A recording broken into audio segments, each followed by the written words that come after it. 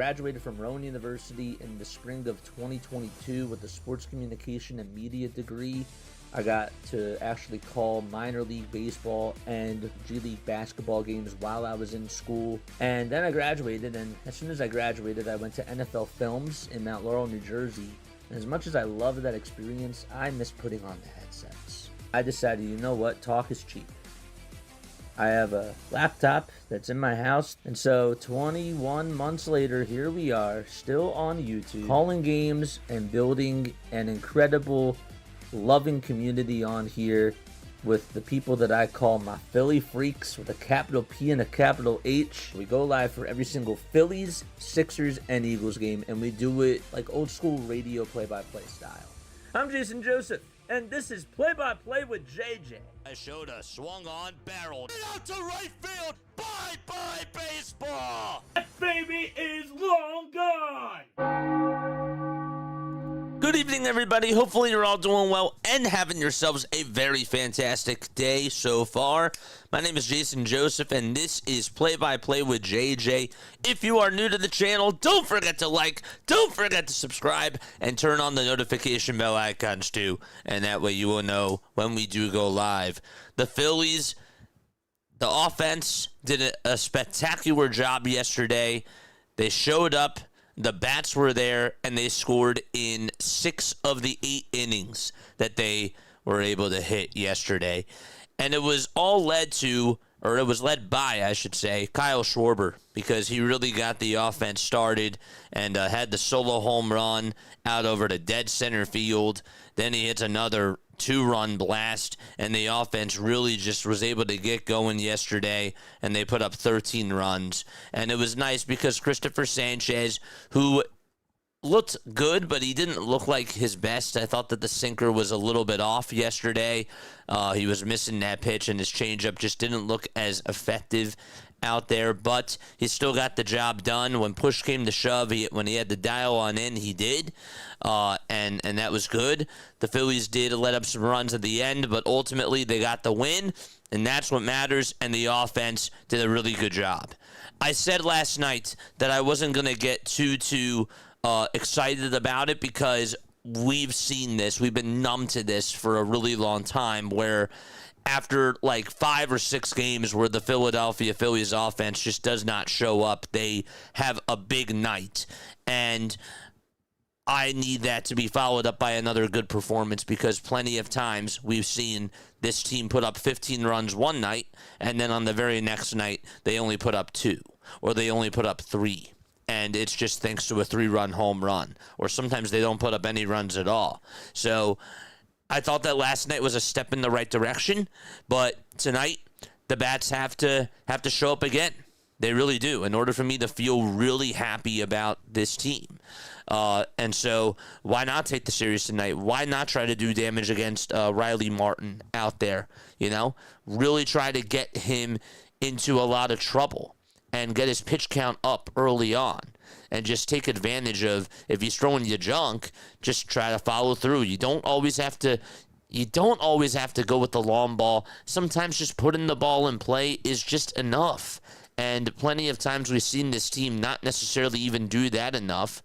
But if they can just make hard contact and just, not necessarily always have to rely on the long ball today, I think that they're going to be fine. I really do. But yes, 13 runs last night. That was good. Brandon Marsh had a couple of really nice hits. Alec Bohm did drive in 2 runs. We got Edmundo Sosa in the lineup today. I think that is going to help out the Phillies. I really do. Rob said that last night that Alec Bohm was not going to play today, and Sosa was going to play over at third, so we knew that was going to happen coming on into this game, and I'm totally okay with that, and I think that that's 1,000% all right. Something else that I'm looking for from today, all right? I want to talk a little bit about Aaron Nola, because Aaron Nola, to me, has to have I don't want to say that he has to have a dominant performance, but he needs to give you 6 innings and only like 2 or 3 earned runs. This is the type of night where I hope that the offense has his back, but when Aaron Nola is out there, his command is going to have to be pretty strong. He's going to have to get ahead in counts early on, and he's going to have to try to just make these hitters off balance and also just try to get the ground ball outs working in his favor. So far this year, he does have a 3.63 ERA. In his last outing, I thought that he did okay against the Giants. It wasn't the best outing that he had. The Phillies ended up losing 5-0, and in the sixth inning, that's when he really got banged up. He started off fine. That's really what happened. He started off fine, then he gave up the big 3-run home run to Rafael Devers, and that was it. That was pretty much it for Aaron Nola. But he has to get run support. I said in his last game that even though he gave up the 3-run home run, I'm more upset with him not getting any runs. The long ball, it's just going to happen. And it wasn't a good pitch. But hopefully he gets that run support tonight.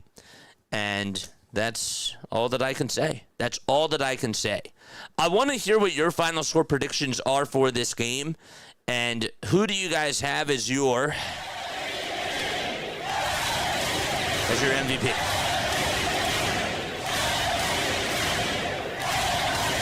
Because I would love to know.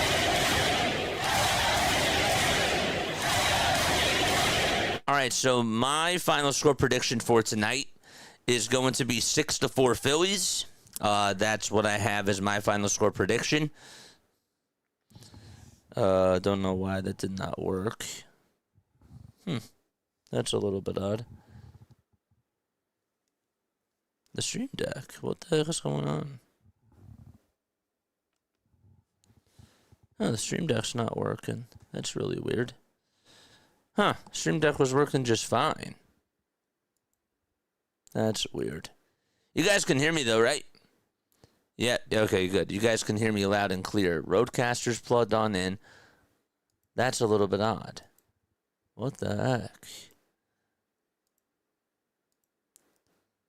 That's weird. Okay, well, we'll have to figure that out a little bit later, I guess. But anyhow, MVP for tonight is going to be... I'm going to go with Adolis Garcia as my MVP for tonight. I think that he gets a home run, and I think that the Phillies offense will put up 6 runs, and 6-4 is my final score prediction for tonight's game. All right, Larry is here. Edward is also here as well. Good lineup tonight with Stott, Crawford at the bottom, along with Turner at leadoff. We can play some small ball, and we can set up our power hitters. I 1,000% agree with that, and we'll get more on into the starting lineup too, but you're absolutely right. It's great. What's going on, Chad? How's everybody doing? How is everybody doing tonight? We got 30 likes. We got 60 people on here. Hit that thumbs up button, baby. Make sure that you guys do that right now. As always, let's get rid of this. And, oh yeah, we got to pause the TV for just a couple of seconds. All right, so who else do we got? We got Haley also here. What's up, Haley? How you guys doing? Once again, folks, last game before we go to the Bahamas. Really excited, looking forward to it tomorrow. Still got to finish packing tonight. Packing's always stressful for me. But then once we get there, it'll be a lot of fun. And I'm really excited about that.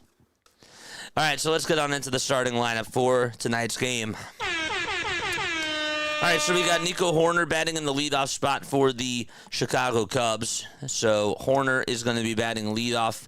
Batting second, it's going to be Michael Busch. So he is batting in the 2 spot. Then you got Alex Bregman, who's playing over at third. He's batting third. Batting fourth is going to be Ian Happ. He is playing in the outfield today. Who else do we got? I wanted to make sure that we said, Seiya Suzuki is going to be batting right after Ian Happ. He is in the 5 spot. Batting sixth is going to be Matt Ballesteros. Moises Ballesteros batting 6th. 7th is going to be Carson Kelly. And then batting 8th is Pete Crow Armstrong. And then you got Dansby Swanson batting in the 9th spot for the Chicago Cubs. So once again, for the Cubs, they got Nico Hoerner batting leadoff, playing over at second. Michael Busch playing over at first. He's batting second. Batting third is Alex Bregman, playing over at third.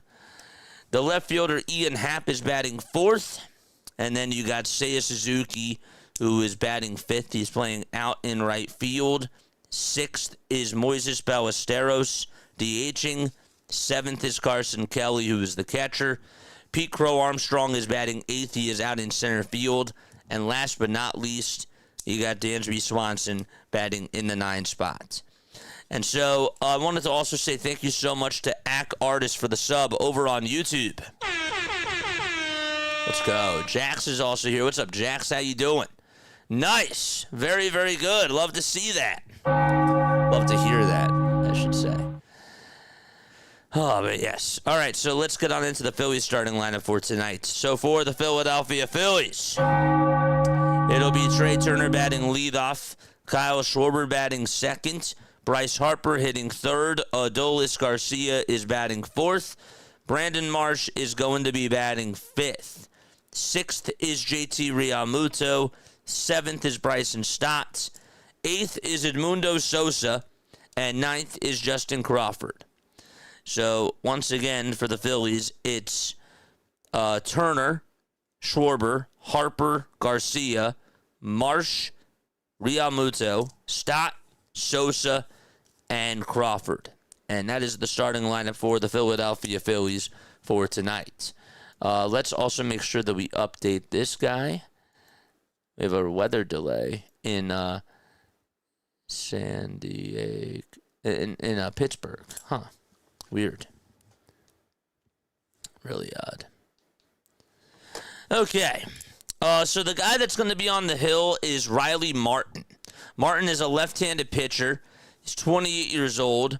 And, well, this is probably going to be, I assume, a bullpen game today for the Chicago Cubs because the last time he pitched, he only went 1 1/3 of an inning.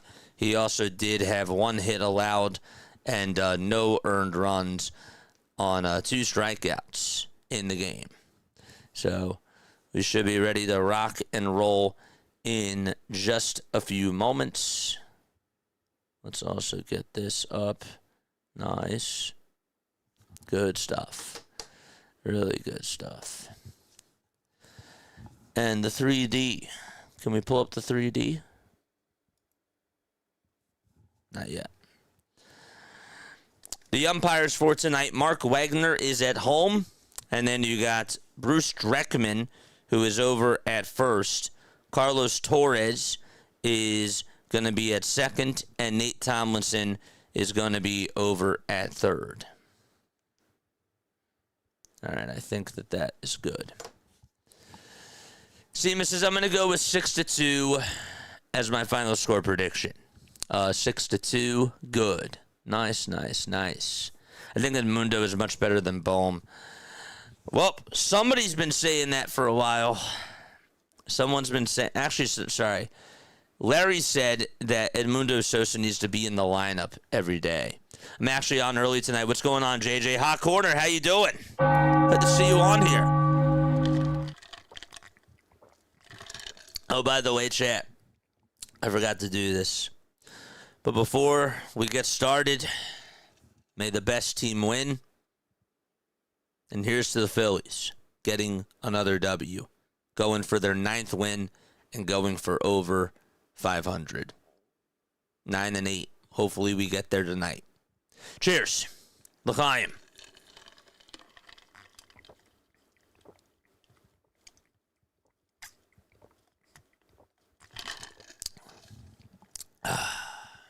That's good. Nice. Your friend Jax says disagree. You disagree about Edmundo Sosa? I think that Edmundo Sosa has provided a big spark plug, and every time that the Phillies have asked him to do something, he usually answers the bell. I mean, he played left field last year for the first time, and he robbed Marcell Ozuna on a home run.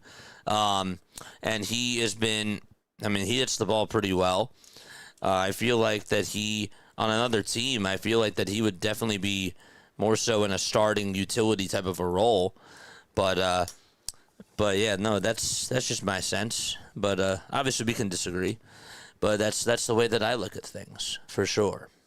All right, so let's get ready to start as Aaron Nola is out there on the mound.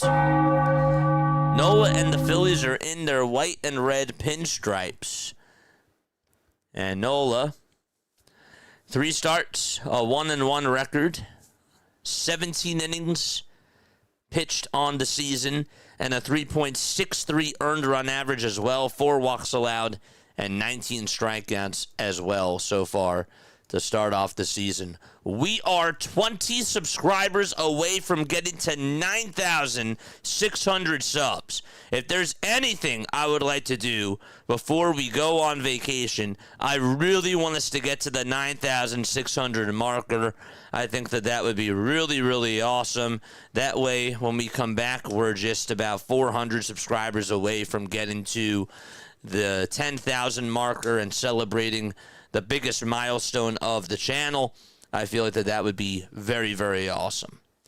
Aaron Nola, 300 career starts. This is his 300th career start. He needs one more to actually tie Chris Short, who has 301. A lot of starts for Nola as a Philadelphia Philly. The 300 starts is 5th on the all-time list. So the Phillies defense tonight, they got JT Realmuto behind the plate. And then over at first base, it is Bryce Harper. Then you got Bryson Stott at second. Trey Turner is over at short. Edmundo Sosa's at third. Marsh is in left. Crawford's in center. And Garcia is out in right field. I think we're a little bit behind. I can never get it right. I can never get the timing right. But that's okay. The first pitch was in there for a strike. Here's the 0-1. No balls, 1 strike, and the 0-1 pitch. It's grounded over to shortstop, and here's the throw on over to first base. That's in plenty of time, and Nico Hoerner is retired. And so there's 1 gone here in the first inning. Nice. So we got all of that stuff figured out. And we're good. We're good to go. Aaron Nola, last 8 starts versus the Cubs. 6-1 record, a 3.86 earned run average as well. And the pitch, it's going to be taken for a called strike right at the knees. That's to Michael Busch.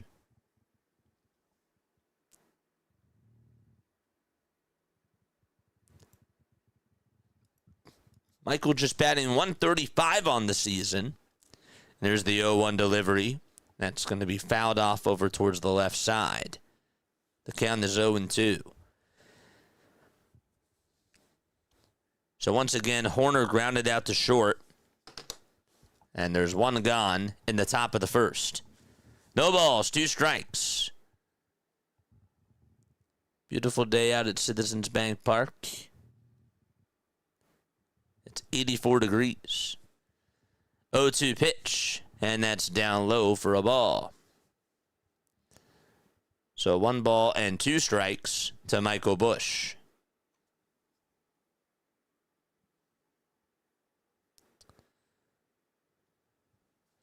The 1-2 delivery on the way. Swing and a miss. There's 1 chair for Aaron Nola. Drop those Nola emotes if you are a member. If you guys want to become a member, it is $2.99. All you got to do is just click on this link that I'm going to provide for you down below right now. And it should pop on up. Here's the pitch, and that's a foul ball over towards the left side. Aaron Nola facing Riley Martin as far as pitchers go. But who he's actually facing right now at the plate is Alex Bregman, who has a .215 average, 2 homers, and 6 RBI.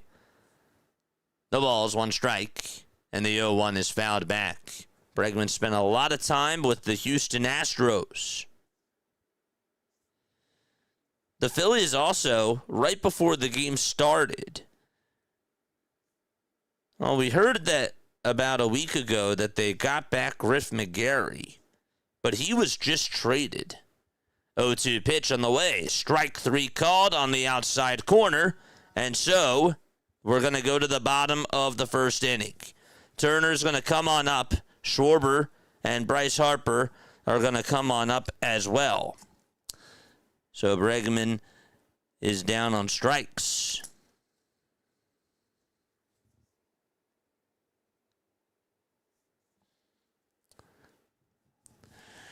All right, so the bottom of the first. Bottom of the first coming on up. And the Philadelphia Phillies will have Trey Turner, Kyle Schwarber, Bryce Harper, Adolis Garcia, Brandon Marsh, JT Realmuto, Bryson Stott, Edmundo Sosa, and Justin Crawford.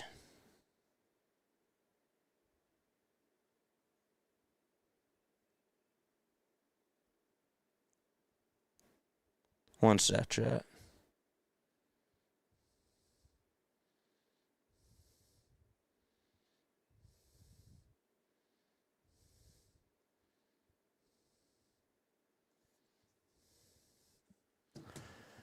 All right.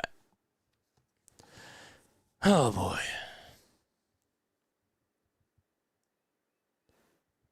Conforto should be in the lineup instead of Happ. He's been dreadful. I don't care if it's a lefty out there. At least the awful Shaw is not starting. Council never could figure out lineups, says David. Well, David, this is how the game is going. People want to say the same thing about Rob Thompson, but it's really going based on analytics. And, you know, we've been talking about this for years now. And, you know, it's like that to me is like what makes it a different game now. I'm not telling you that it's better that way, but, you know, I hear like the same arguments.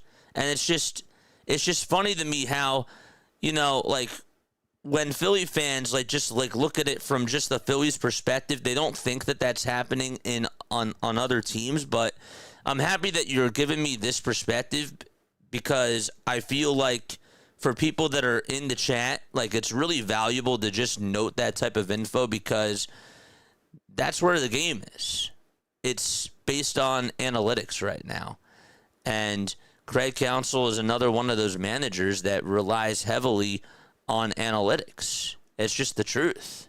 It really is.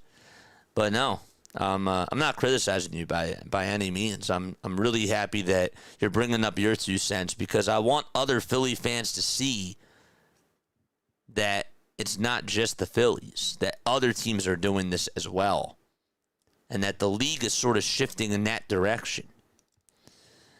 The pitch is in there for a strike, and that's to Trey Turner. Martin gets set and fires, and the pitch is popped up out over towards shallow right field. Who's going to get there? It'll be Suzuki, and the catch is made for out number 1 in the bottom of the first. So Turner flies out to right, and Kyle Schwarber is going to come on up.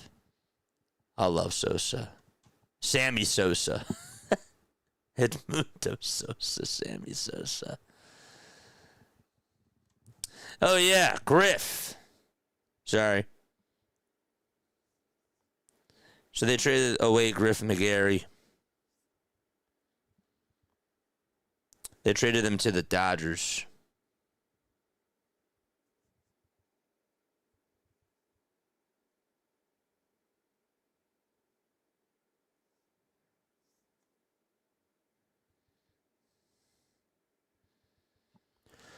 No balls, 1 strike. And the pitch. That's going to be taken for strike 2.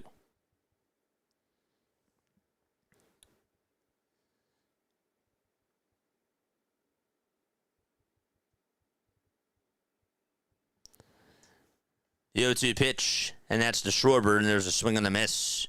And so there's out number 2. So 2 up, 2 down, and up to bat is Bryce Harper. Here's the Cubs defense. They got Carson Kelly catching, Michael Busch over at first. Nico Horner is at second. Dansby Swanson is over at short. And that's Alex Bregman at third.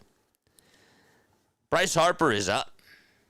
And Harper, on the first pitch, flies this one out over towards left center field. Pete Crow Armstrong maneuvers over towards his right. Stops, waits for it, and makes the grab. and there's out number 3. In the outfield, it's Ian Happ, Seiya Suzuki, and in center, it's Pete Crow Armstrong. So Happ's in left, Suzuki's in right, and Crow Armstrong is in center. I'm going to take a very quick step off. I will be right back in just a few moments. Don't go anywhere. See you very, very soon.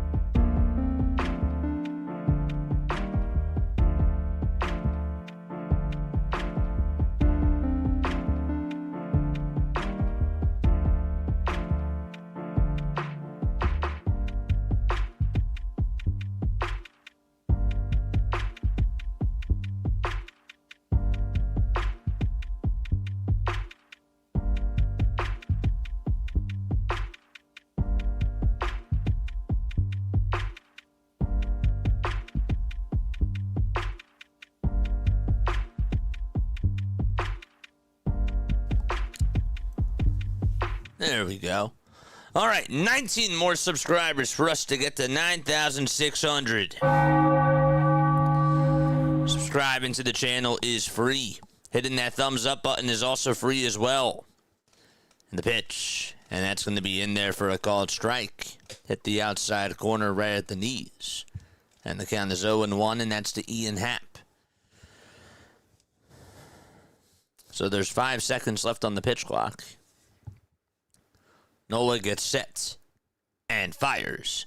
And the 0-1 is swung on and missed. That was a knuckle curve at 79 miles per hour. So it's 0-2. Colin Ray is warming up in the pen right now. And he will pitch the bottom of the second and probably go, or try to go at least 4 to 5 innings. The 0-1 is fouled, and the count is now 0-2. Donald's here. What's up, Donald? How you doing, man? Good to see you on here.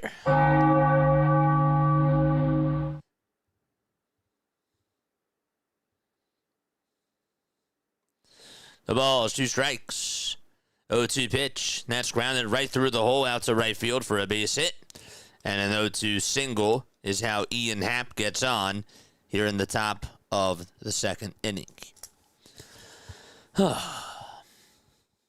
Right now, if we take a look at the NL Central standings, the Chicago Cubs are in last place, but they are 3 games in back of Pittsburgh, who's in first. It's Pittsburgh in first, Cincinnati in second, Milwaukee in third, and St. Louis in fourth. Top of the second, a runner over at first, and the pitch to Suzuki is going to be in the strike zone. The Phillies, on the other hand, well, they are half a game in back of Miami and 1.5 games in back of the Atlanta Braves, who lead the division. The ball is 1 strike in the pitch. That's taken inside for the ball. The Mets, they're on a 6-game losing streak. They're 7-10. 1 ball, 1 strike. Nola gets set at the Phillies' letters, and the 1-1 pitch is flied out over towards right field and hooking foul and out of play. So that makes the count now 1-2.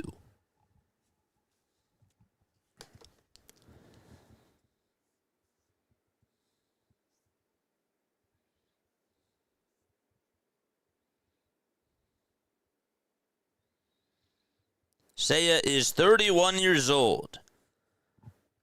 Nola's 1-2 pitch. It's tapped over to third. Sosa throws it over to second for one. The throw back over to first is not in time, and it's just a 5-4 fielder's choice. And Moises Ballesteros is going to come on up to the plate.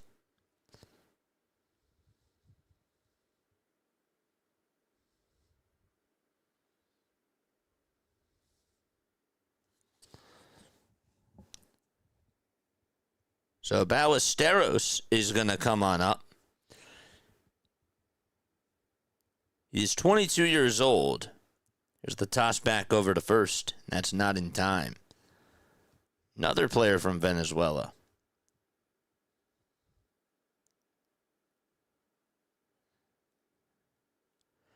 Signed with the Cubs as an international free agent back in January of 2021. And here's the pitch. Swing and a miss. The ball is 1 strike.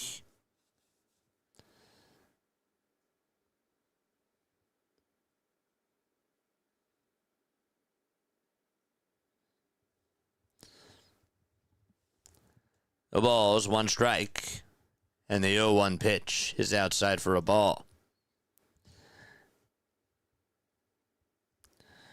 His first ever career home run that he had was against Drew Rasmussen, who at the time was a pitcher for the Rays. But the ball coincidentally landed in the same section that former Cub Anthony Rizzo was seated in.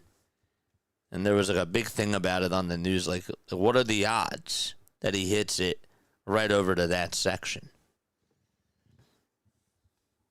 1 ball, 2 strikes. With 1 out in the top of the second, 20 pitches from Aaron Nola so far. Ballesteros, left-handed hitter. He is in the box. 3 seconds left on the pitch clock. Nola kicks, fires, and the pitch was high, but it's lined out over to center for a base hit. Crawford plays it on 2 bounces, throws it over to Trey Turner, and Ballesteros gets on with a base hit, his first one of the day, and he's over at first. Happ is over, or Suzuki, I should say, is over at second. Happ got on with a single, but then Suzuki, who grounded into a fielder's choice, Happ was the one who went over to second and was out by force.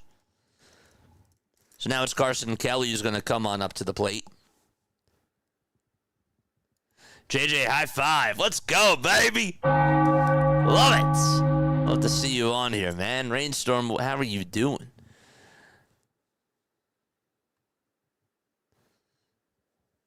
I mean, I know I'm in a chat room, but I still don't feel safe with all these Philly fans. I mean, you don't have to be here. I mean, you know, I try to keep my community as nice as I possibly can, but if you don't like me, then that's fine. The pitch, it's grounded over to short. Here's the throw to second for 1. The throw on over to first, that's in time. And that's a 6-4-3 double play. And we are going to go to the bottom of the second. Nice pitch in there from Aaron Nola to get out of the jam. And the bottom of the second is going to come on up. It's going to be Adolis Garcia, Brandon Marsh, and JT Realmuto who come on up. So, but yeah, I don't have any beef with any other fans. The one thing that I love about my channel is that I try to be as welcoming to other baseball communities. I stream other baseball games, you know, like maybe you've had a bad experience with a Phillies fan or whoever it was. You know, there's obviously bad eggs anywhere that you look, but, you know, I really do try to keep my chat and I try to keep everything that I do as family friendly as possible. You know, I'm not going to look at everybody in the chat. That's why I have mods. You know, if somebody is being mean, if somebody is saying something that's offensive, then I trust the mods to do whatever it is that they have to do, you know? But that's the way that I roll. So. What's up, John? How you doing? Rising Rhino's here. What's up, Rising Rhino? How you doing?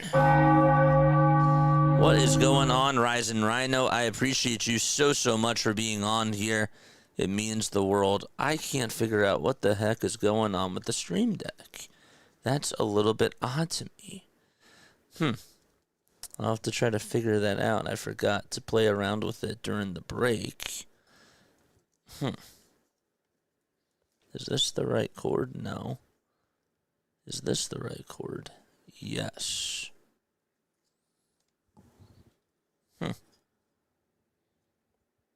No, it's not.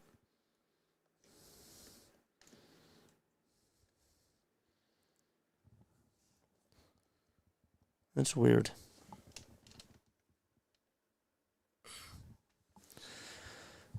Adolis Garcia is going to step on up to the plate, and Colin Ray is going to go out there to pitch. He has a 3.18 ERA on the season. He's gone 11 1/3 of an inning. He has struck out 10 batters. He's given up 1 homer. Also, opponents are batting .244 against him. Garcia is in the box, and the pitch is taken on the outside edge for a called strike. By the way, Rising Rhino, please make sure that you comment your link down below, my friend. The ball is 1 strike, and here's the 0-1 pitch. It's in there for strike 2. That's a sinker at 93 miles per hour.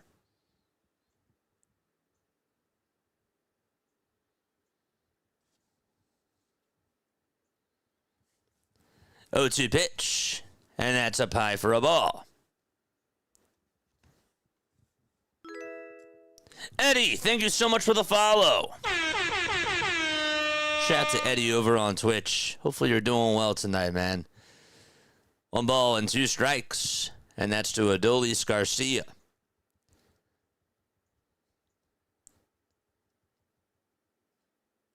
Ray gets set and fires, and Garcia flies one out over towards deep center field. It'll stay in the ballpark, though, as Pete Crow Armstrong waits for it and makes the grab, and there's out number 1 in the bottom of the 2nd.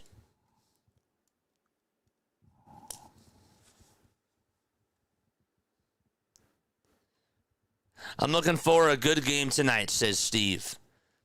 Wondering how I can convince my students to let me stream the Braves games while we're driving up to the Minnesota Iron Range this Friday/Saturday. Chat. I'm sure that he could use some of your help. The pitch. And that's a foul ball.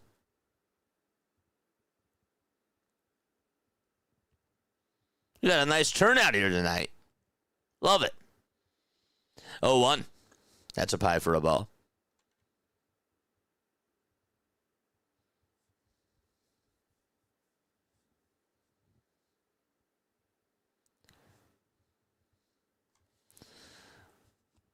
The 1-1 pitch. There's a line drive by Marsh out over to center field.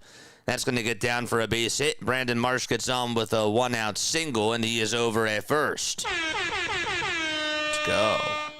Nice. You know what I could do? I can unplug this. Let's try to unplug it from here, and then see if we can get it to work.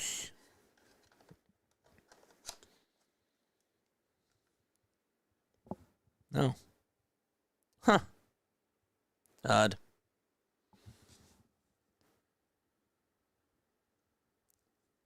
The pitch. That's going to be taken for a called strike. Is it the audio output?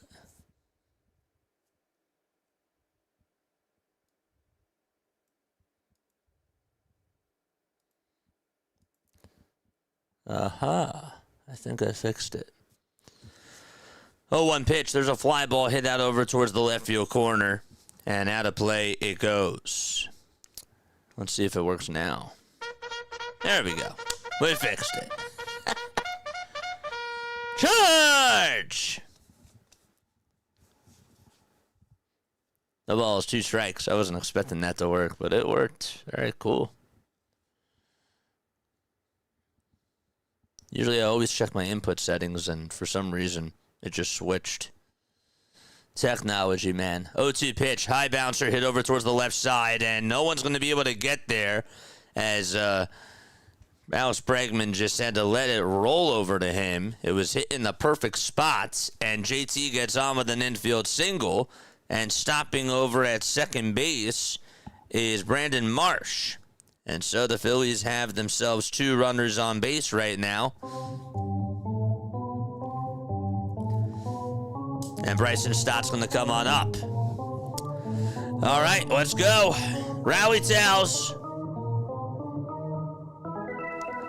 Charge! 2 runners on, 1 out, bottom of the second. Ray comes set and delivers, and the pitch is off the plate for a ball. Let's go, Stott. Hit that run home. Let's go, baby. We may have some friendly back and forth and all good fun, but everyone should feel welcome here. I sign on the dotted lines with that. 1-0 pitch. It's in there for a strike. This is right on the outside corner. Either perform in Philly or you get relentlessly booed, says JJ. I only throw snowballs in the chat. The 1-1 pitch, swing and a miss. That was a fastball right down Broad Street. And Stott was late on it.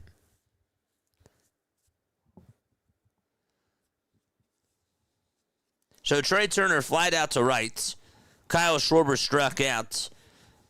And Harper flied out to center in the first. In the second, so far, Garcia flied out to center.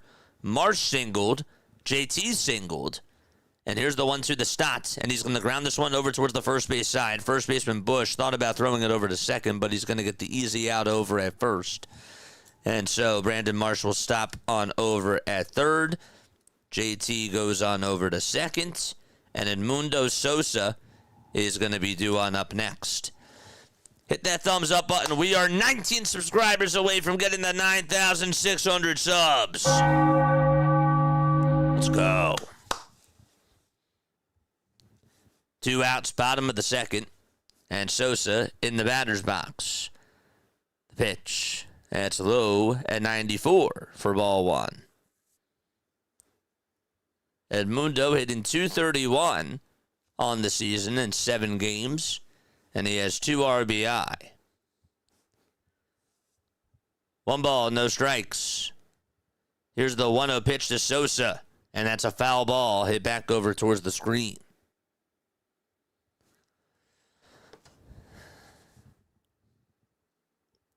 Danny, what's going on, man? Shout out to Danny in the chat. Shout out to you, man. Good to see you. I'm doing pretty good, man. I'm ready for vacation. 1-1 pitch. Check swing. Did he go? He did not. I am ready for this trip.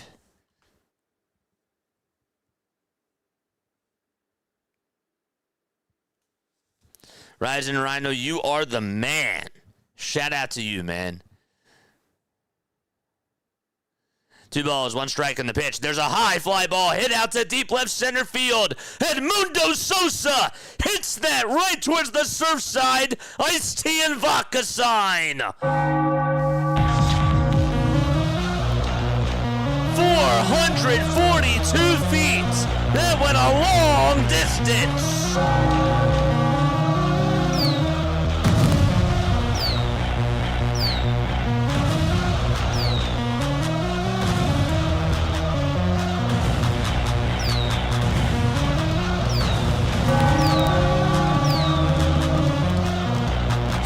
Hit that home run right onto Ashburn Alley.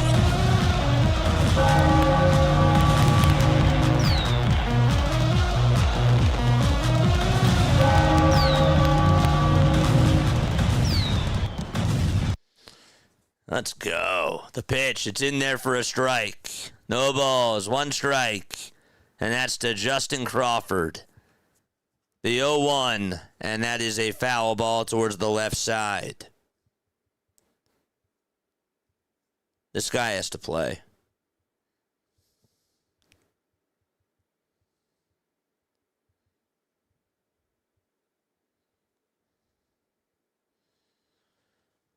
Oh, 2 on the way. Strike 3 called to Justin Crawford, and the inning is over.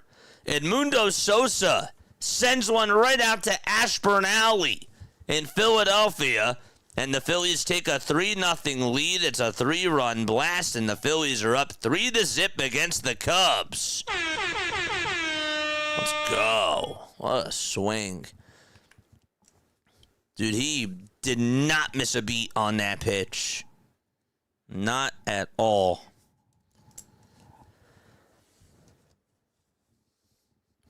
Big Mo, what's going on?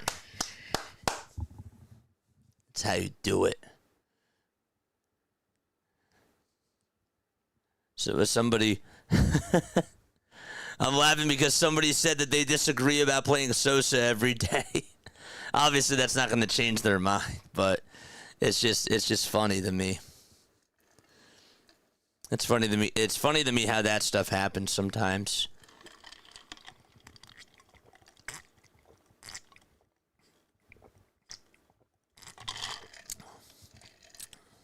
What a swing.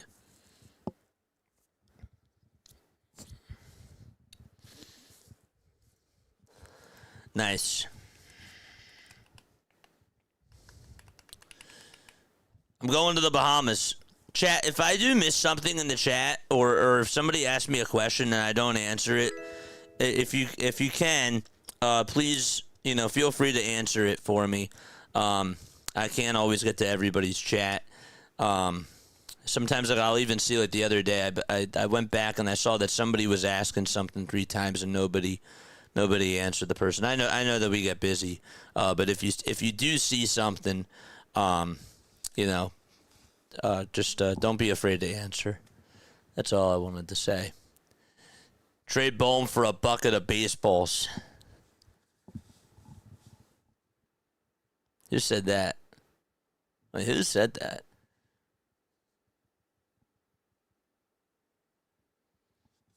I missed it. All right, so here we go.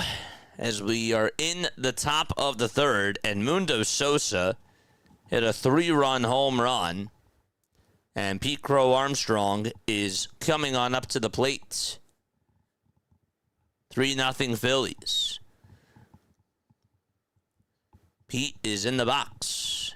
In the pitch. That's a foul ball over towards the left side, and now to play. Are the Pirates still in their rain delay?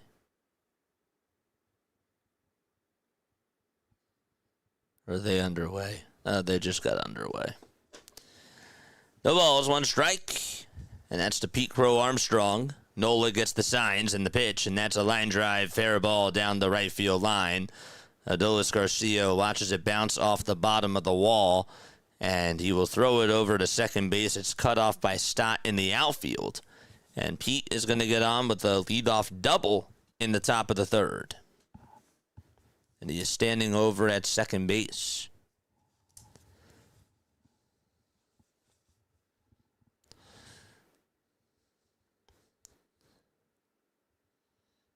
Tell you what, Pete is a really streaky player. When he is on fire, he's great. And then when he gets cold, it's not pleasant to watch to the eye.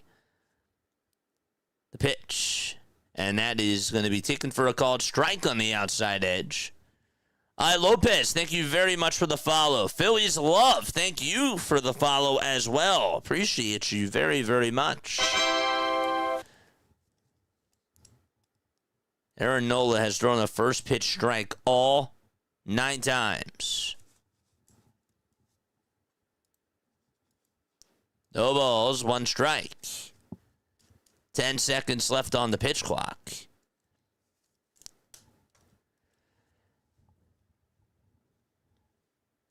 Here's the 0-1 pitch, and that misses down and away for a ball.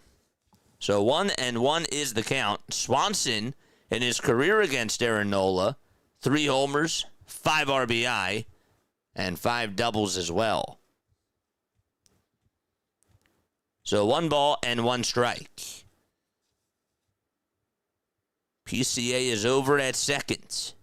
And the 1-1 delivery is down in the way for ball 2.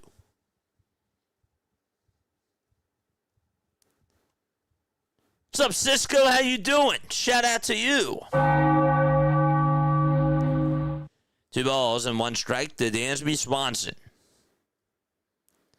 And the pitch. There's a grounder hit over to third. Bohm plays it on the hop. Checks the runner at second. Throws it over to first. And there's out number 1 in the top of the third.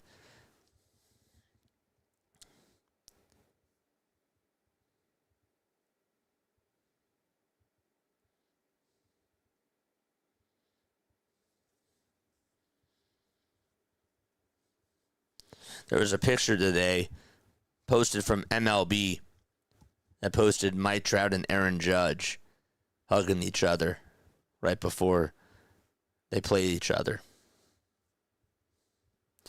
Baseball is just a cool sport, man.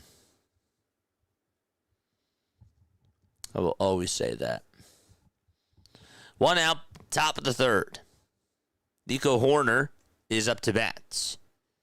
And the pitch, it's down in the way for a ball. That was a knuckle curve at 81 miles per hour. So Pete did advance on over to third base after there was a ground out. Nola gets set at the letters, delivers from the stretch, and the 1-0 is called a strike. The sinker hit the inside corner at the knees. Wisnu, thank you so much for the sub over on YouTube.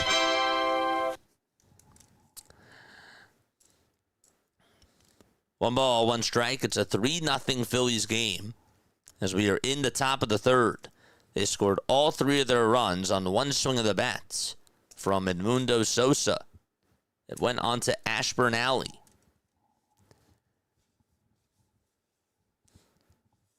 One ball, 2 strikes. 10 seconds left on the pitch clock. Has anybody sat up in Ashburn Alley, or has anybody watched a game from Ashburn Alley? 1-2. And that's a foul ball.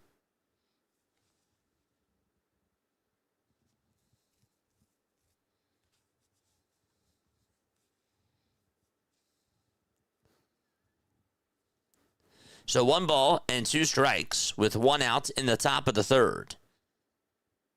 Nola's 34th pitch outside for ball 2.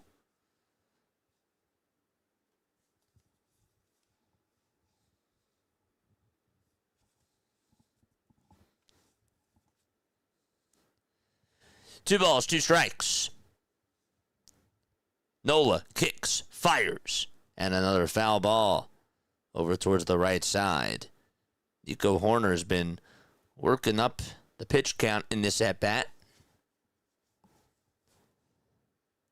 I used to drink at the Ashburner Inn. The old burner days were crazy. The Ashburner Inn, where's that?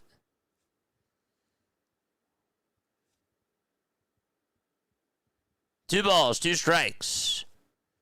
The 2-2 pitch, and there's a ground ball up the middle past the dive of Turner out to center, and Pete Crow Armstrong will score. Here's the throw that's drawn on over to second base. It will be an RBI single by Nico Horner.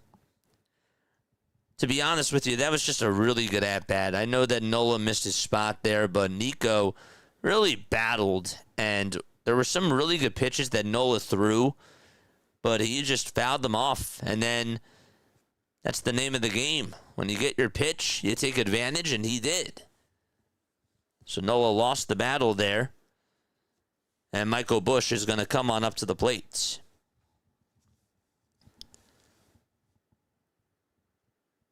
Ashburn Avenue. Got you. The pitch. That's a foul ball.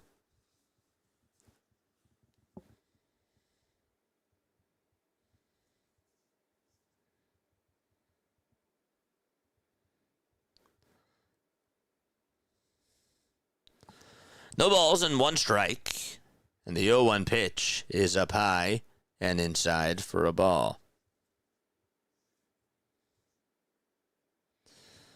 The Phillies have played the Cubs a total of 2,399 times.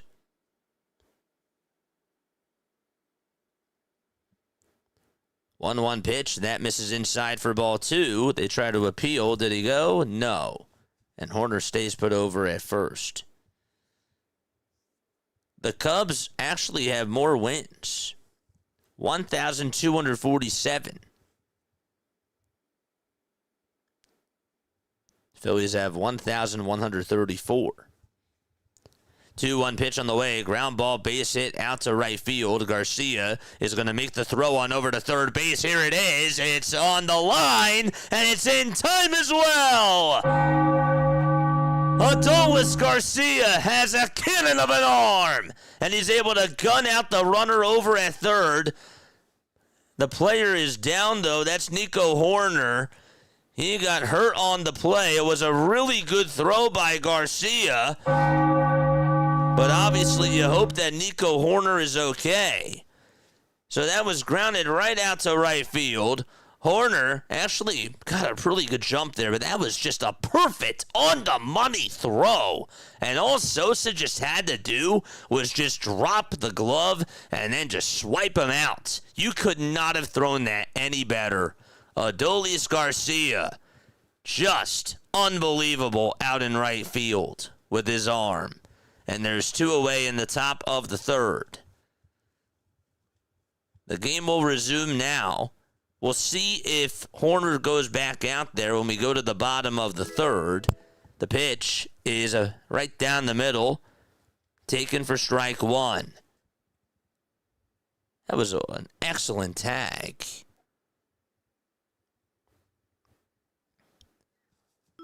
No balls, 1 strike. The 0-1. And it's down for a ball.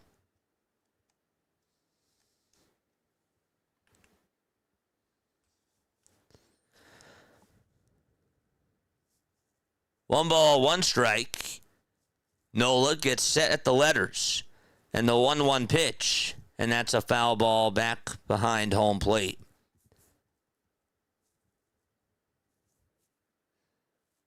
You miss Castellanos defensively out in right field? Because I will take Garcia's arm any day. 1 ball, 2 strikes. And the pitch. And that's outside for ball 2.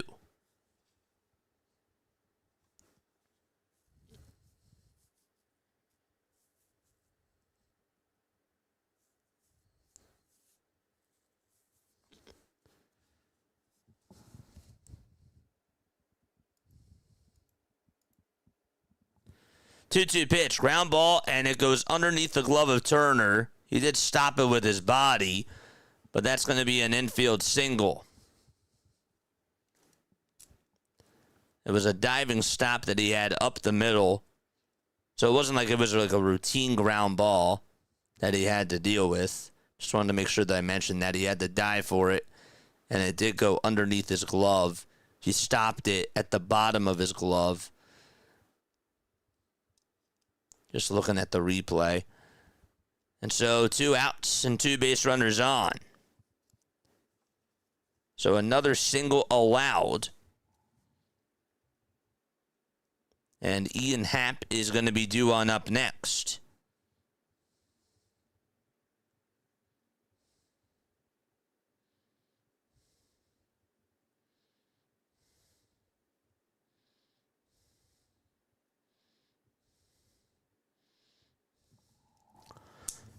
$12 more subs. Love it. We had a mound visit. Caleb Cotham did just go out there to talk to Aaron Nola, who, by the way, has a total of 45 pitches. 9, 14.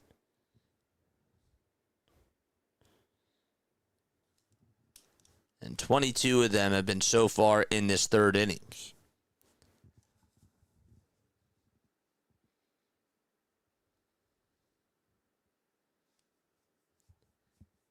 Two outs. And the pitch.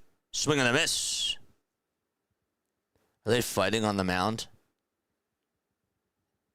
Did it look like that on the 3D?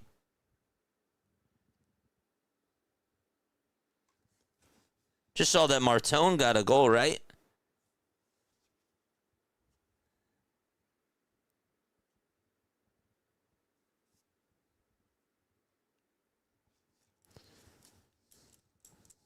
Let's go. 1 ball, 1 strike.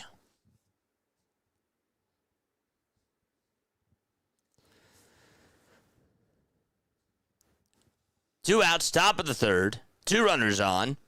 And the pitch up high and away for ball 2. So it's 2-1 to Ian Happ. Yeah, I forgot to put it back in batter's mode, chat.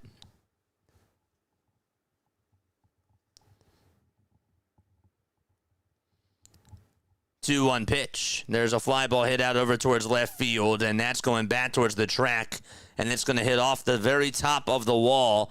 1 run's going to score, and they're going to stop over at third base. They will stop Bregman, and it's going to be an RBI double to make it a 3-2 ball game. Another pitch left out over the middle of the plate. That's just not the type of pitch that you wanted from Aaron Nola. Easily a mistake.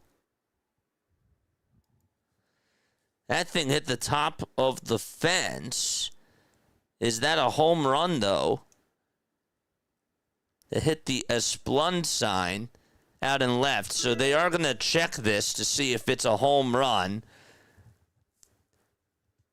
or not.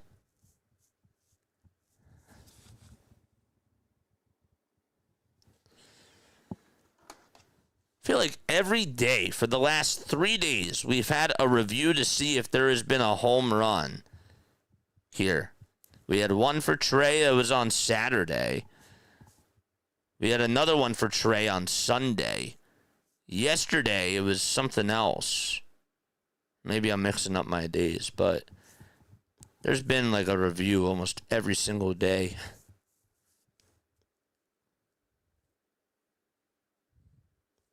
No, wait, what was the one that was yesterday? I don't know, it hit the top of the fence there. That might be a home run.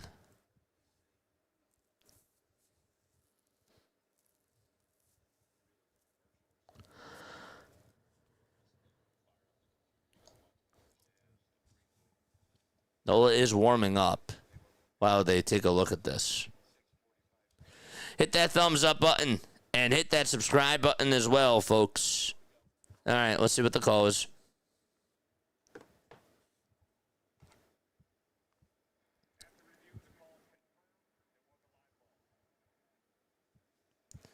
All right, so it was a live ball. It was confirmed. 3-2, top of the third with 2 outs and 2 runners in scoring position. 10 more subs. Let's go.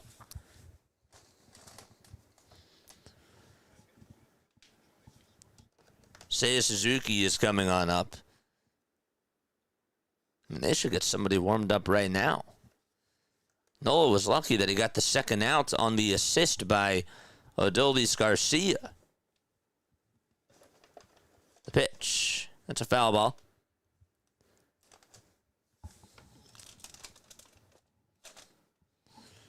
No balls, 1 strike to Suzuki. Grounded into a fielder's choice. 1 ball, 1 strike.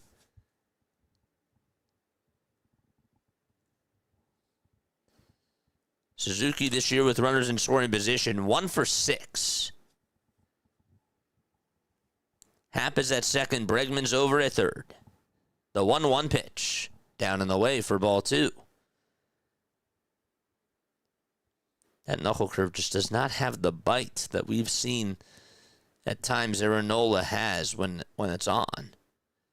29 total pitches in just this inning alone for Nola. 12 balls and 17 strikes.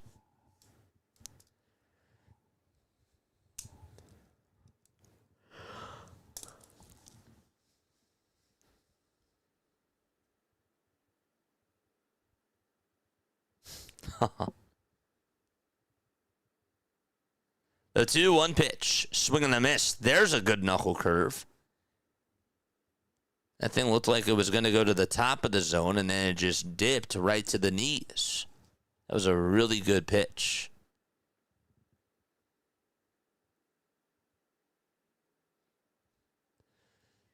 Two balls, 2 strikes. I throw it again.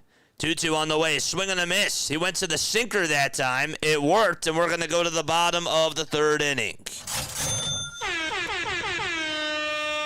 All right, well, it did work, but Aaron Nola did allow an RBI single to Nico Horner and an RBI double to Ian Happ. We'll see if Horner is going to go back out there for the game as Adolis Garcia threw him out over at third. He went back on into the dugout. The trainer was checking up on him because he was down on the ground for a little bit, and then he got up. It looked like it was under his own willpower, but we'll see if he goes back out there, and we will let you know about that for sure. All right, it's time for our Text JJ segment. All right, our hotline is 610-314-0844. As you can see on the bottom ticker, Ahmad's also going to drop it down below. So I want to know today, okay, the question that I have for you today, and text it on in. I do this because, God forbid, if my channel ever gets deleted, I always have text messages to look back on, and then there's things that, you know, I can always look back on, and I love the interaction just even on the phone from the text messaging side of things. Plus, also on YouTube, you only get a certain amount of characters. So today's prompt that I want you guys to text me is, what was the best baseball book / movie that you've read or watched? Either a baseball book or a baseball movie. I know that movies are technically a lot easier, but if you can think of a book, if you are really into reading, please let me know about that, because I'm always interested in learning about more books. But movies are cool too. Movies are also really cool as well. So 610-314-0844. And why did you like the movie? Why did you like the book? You know, you can spoil things. Or you can just say, like, well, like, it taught me about this. You know? Bottom of the 3rd. Trey Turner is up. And the pitch. And that's in there for a strike. No balls, 1 strike. To Trey Turner. 0-1 pitch. That's taken low for a ball.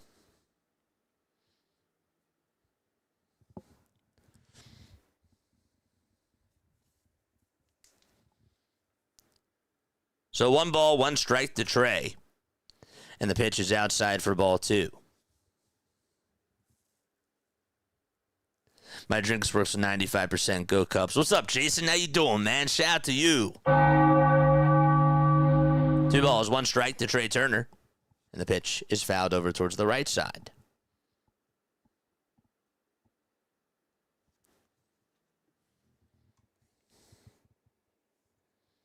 All right, so let's read some text messages. 2 balls, 2 strikes to Trey, who, by the way, is 0 for 1. And the next pitch, he fouls it back towards the screen.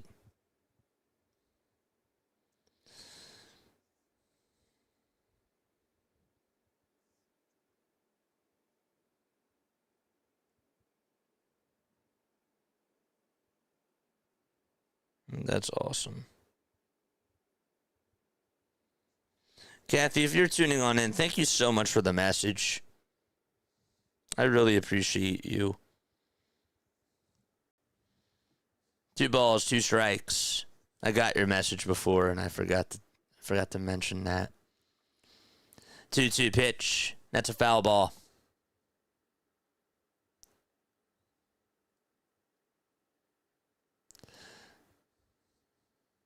7 pitches in this at-bat.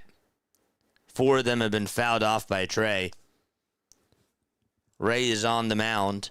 He has 28 pitches so far. He came on in to pitch right after Riley Martin did. The 2-2 on the way. It's called a strike 3, but Trey's going to challenge.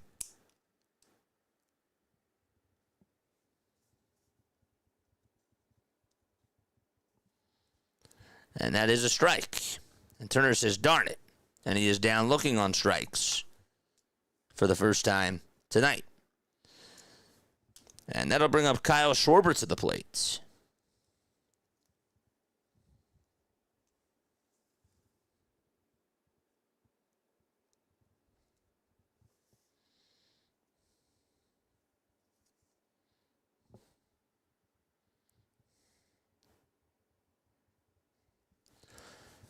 Pitch to Kyle. It's down for a ball. Growing up. This is eyes above. Growing up, I would read Matt Christopher baseball books as the pitch is lined foul over towards the right side. I would read Matt Christopher baseball books. And I remember when he had a meet and greet at the mall. That's really cool. Great guy. Also, JJ, I'm so proud of you, man. You are a blessing. Keep grinding, and the sky is the limit. Eyes above, thank you so much, man. That means the world. Got to meet him at the mall. That's really cool. I like that.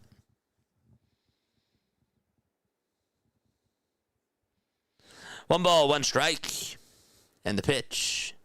And that's taken for strike 2. Major League was the best, funniest baseball movie with Charlie Sheen. It's Neil. Shout out to Neil. Shout out to the both of you. If you guys want to text on in more movies/books, feel free to do so. 1-2 pitch to Schwarber, and he goes guessing after a slider that was in the dirt. And Colin Ray gets his 3rd strikeout of the game. Back-to-back Ks for him in this inning. That's really 3 strikeouts in a row because he struck out Crawford to end the 2nd. Here's Bryce Harper. And Bryce will chop the first pitch over towards the second baseman, who gathers it, throws it over to first. And we're going to go to the 4th. Okay, 4th inning coming on up as the Phillies lead it 3-2. Ballesteros is going to lead it off for the Cubs. All right, it is time now for On This Day in Phillies history. Today is April 14th. All right, so what happened on this day in Phillies history? First and foremost, Pete Rose was born today. Would have been his, today would have been his 85th birthday. Wow, Paul Hoover. Happy birthday to Paul Hoover. He's 50. All right, on this day, April 14th. In 2013, on this day, Roy Halladay earned his 200th career win with 8 solid innings against the Marlins. He became the 112th pitcher to reach that milestone and the first to do so as a Philly since Steve Carlton did it in 1978. In 1936, the first Phillies home radio broadcast takes place on opening day as the Phillies host Boston. WCAU carries the game with Bill Dyer and former umpire Dolly Stark at the mic. I didn't know that. That's cool to know. In 2016, Vince Velasquez shuts down San Diego with 16 strikeouts, and I remember that game, while allowing no runs, no walks, and only 3 hits over 9 innings. He also set a team record with 25 strikeouts combined in his first 2 starts with the ball club.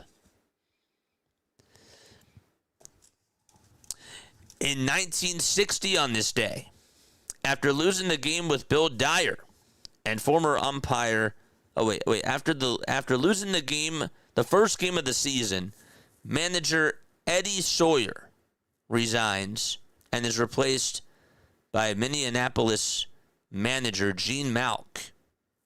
Sawyer was the manager when the Phillies won the 1950 pennant. And the pitch is taken for a ball.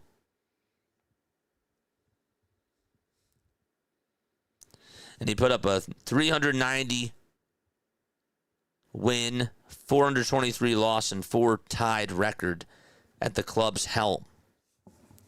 The pitch is grounded over towards second, and here's the throw over to first. That's in plenty of time for out number 1.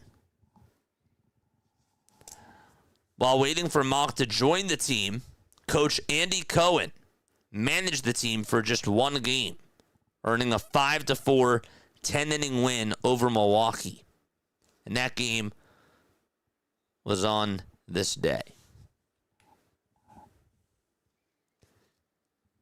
Nola kicks, fires, and the pitch is taken right down the middle for strike 1.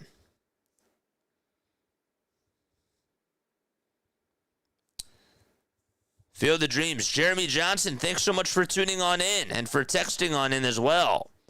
0-1, and this is flied out over to left. Marsh on the track, has room, makes the catch, and there's out number 2.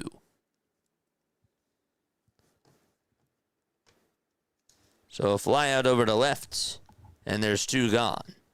And Pete Crow Armstrong will step on into the box. The sky is becoming more of a dark blue now as nighttime has settled upon us. The bell is red out in right center field. And here's the pitch thrown from Nola. It's a changeup. Field of Dreams is a great movie. Hey, JJ Cool J here. Shout out to my guy Cool J. 1-0, foul ball. My favorite baseball movie was for sure Field of Dreams, because my dad told me that he used to watch it when he was young, and then after the movie, we would go outside and play catch. Good times. Keep up the amazing work and go Phils. Love that. Pitch. This is flied out over towards the alleyway in left center. Marsh gets over to it, and they'll make the catch. We're going to go to the bottom of the 4th. It is a 3-2 Phillies lead. Garcia will lead it off when the Phillies return.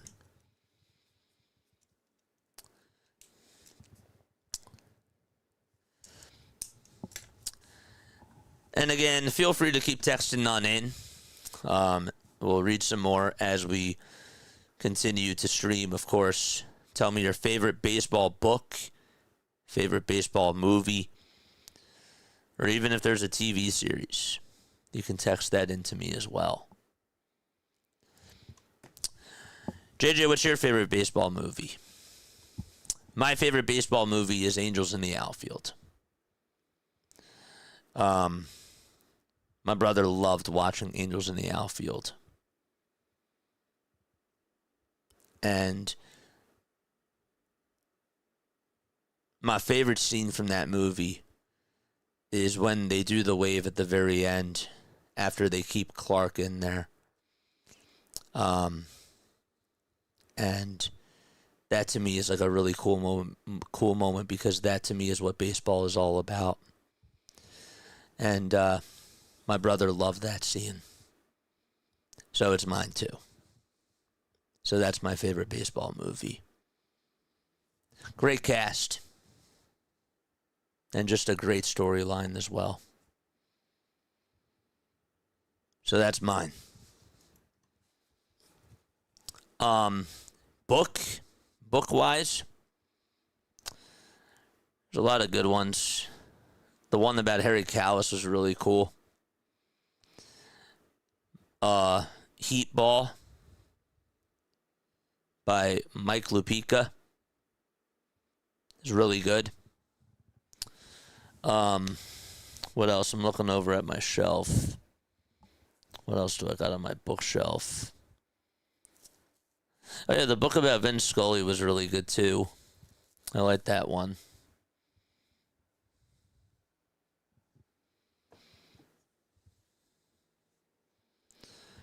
But, yeah, there's some good ones out there. The one that I want to check out is the Matt Christopher baseball books. I'll have to check those out. That's really cool. Adolis Garcia is up to bat. Garcia in the box, and it's taken for a called strike. First pitch was just a bit off the plate for a ball.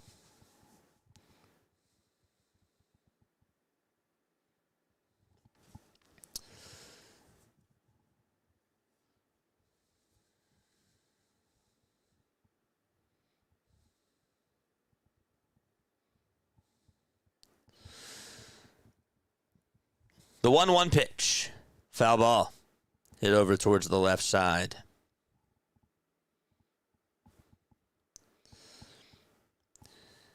Also on this day, and this is a really interesting one, go back to 1914, 112 years ago. It's the 112th anniversary of Sherry McGee hitting 2 home runs on opening day as the Phillies beat New York 10-1.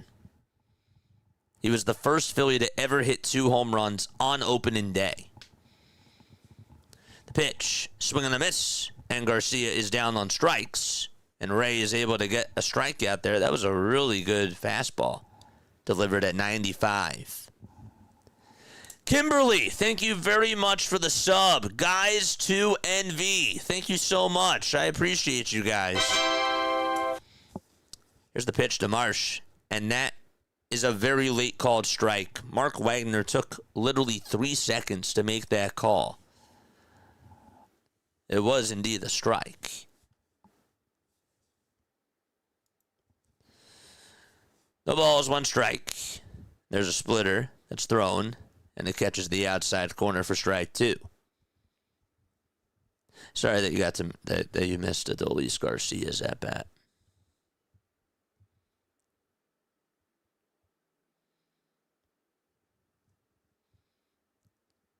Ray gets set below the letters and fires.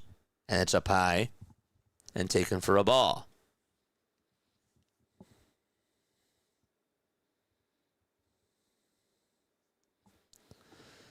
So 1 ball and 2 strikes.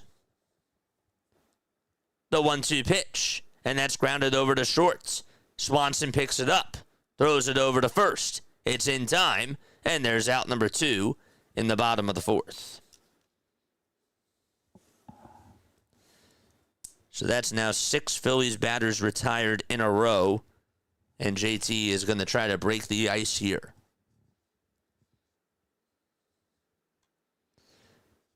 The natural. Natural's a good one. The rookie. That's a good one too. And Field of Dreams. Field of Dreams is in my top 3. The pitch, line drive under the glove of Dansby Swanson after he tried to dive for it. And JT does break the ice and ends a little drought there of a Phillies hit. And so he's going to be able to get on with a single as he smacks one right on up the middle. And Bryson Stott is going to come on up to the plate with a runner over at first. Let's go. Red batting gloves for Stott. Ray gets set. And the first pitch is fouled. Charge! No balls and 1 strike. Bryson today grounded out to first. The guy that's on deck, that's Edmundo Sosa. He hit a 3-run home run. And at the time made it 3-0. 0-1. And that is up high and away for a ball. No Alec Bohm today. Rob said that he was not going to play today. He said that last night during his post-game press conference. 1 ball, 1 strike. And here's the 1-1 pitch. And that's taken down for ball 2. I love the On This Day segment. It's cool, man. I'm a big fan of history. I really am. And I feel like that's what makes this game... It gives this game a little bit more flavor, you know? And it's just, it takes content to another level. And you never forget about things. 2-1. And that's on the outside edge for strike 2. This is actually not Phillies on this day, but I was also going to mention this. Bryce Harper hit his 100th home run of his career. And it was his first ever Grand Slam. That was when he was on the Nationals, of course. 2-2 pitch. And that is outside for ball 3. Harper, at that time, he was 23 years old. And he was the 8th youngest player ever to hit 100 home runs. 3-2 pitch on the way, swing and a miss. And Bryson Stott is down on strikes. And we are going to go to the 5th inning. It's a 3-2 game.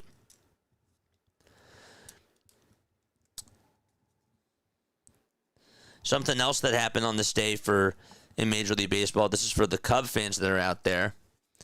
The Cubs and the city of Chicago back in 2013 agreed on renovations to Wrigley Field that ended up costing them $500 million. They had a video scoreboard that was installed in left field, and still is there, of course, and the number of night games allowed at the historic facility was also increased. No public funds would go towards the renovations, although owner Tom Ricketts would be allowed to develop property near the ballpark to create additional revenue streams. But that also did happen on this day as well.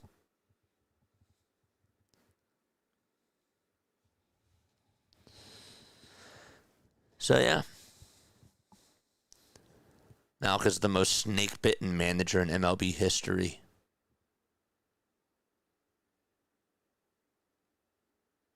It's cool. Yeah, it's a great movie. It's my favorite baseball movie. It's more than just baseball. You know. It's a cool one. I always like the history of stuff, too. Baseball is a longer, more storied history than any other North American sport. Yeah, but also, like, and not even to get political, because, I don't like to get on into politics and stuff, but just when you think about our country and just about things that have been going on throughout time, baseball has sort of had, it's had an impact on the country. And things, go on at certain times when there's good things that happen and bad things. So I always feel like that the baseball element is something else to me that just puts things in perspective. I don't know if any of that made any sense. But, yeah.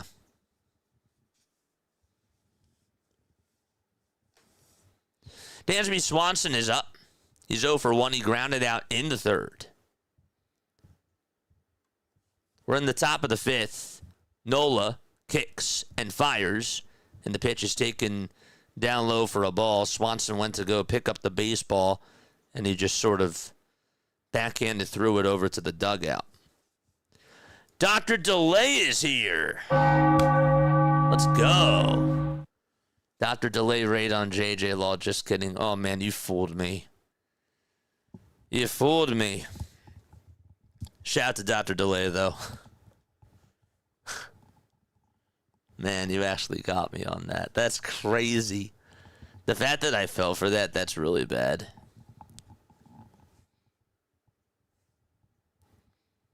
There is a great documentary on YouTube about the Wrigley renovation. That's cool. I will have to check that out.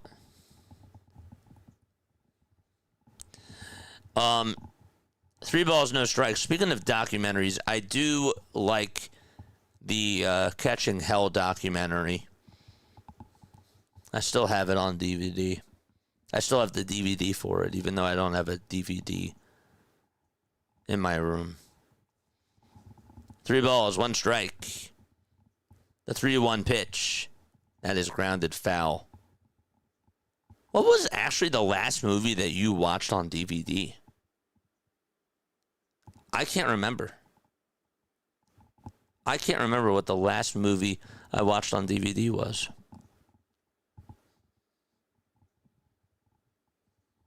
Actually, wait, that's a lie. We watched Iron Giant. We watched that on DVD, my mom and I. 3-2 pitch, and that's inside for a ball. But, like, a movie that was not, you know, like one of, like, my brother's favorites. I can't think of any.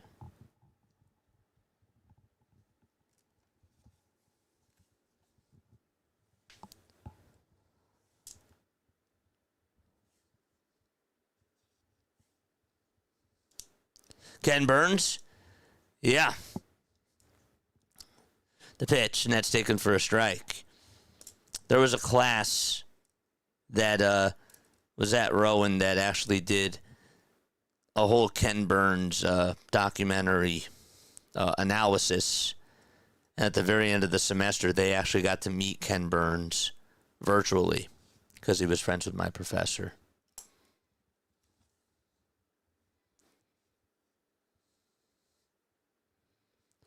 The ball is 1 strike. Nico Horner is in the box. Swanson got on for the first time today. The pitch. And that misses inside. So it's 1 ball and 1 strike as we are here in the top of the 5th.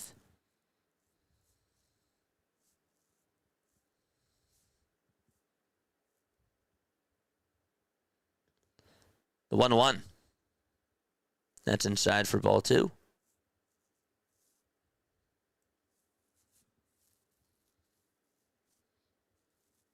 Is there something wrong with what? If there's something wrong with the app, you might have to get out of it and come back on in, because I don't think anyone is having any other technical difficulties. The scoreboard or anything like that. I think everything's fine, right, chat? 2 balls, 2 strikes. Top of the 5th. But it's good to see you, Elaine. Toss back over to first. And that is not in time. We are 6 subscribers away from 9,600 subs. 2 balls and 2 strikes. And Aaronola gets set at the letters. And the pitch on the way. Swing and a miss. He struck him out. That is now 4 chairs provided today from Aaronola.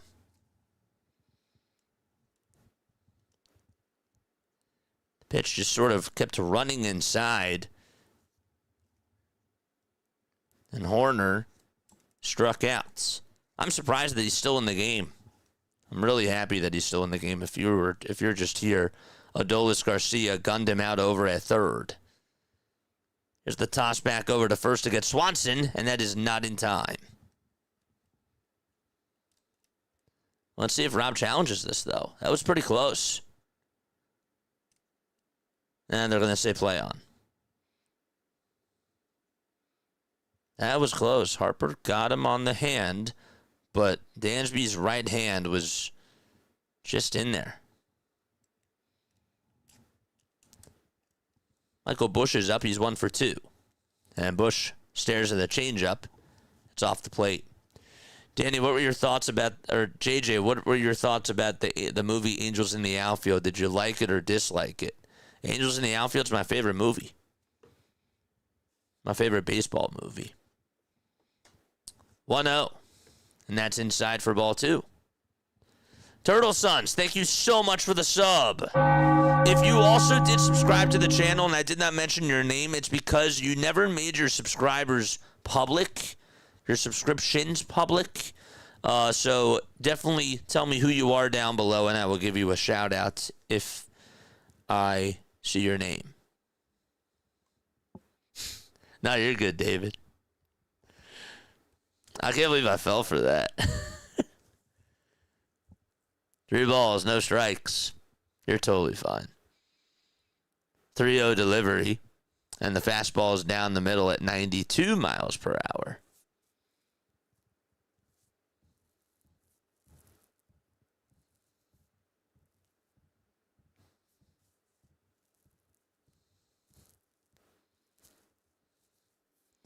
Three-one pitch. That's fouled off the ankle of Bush.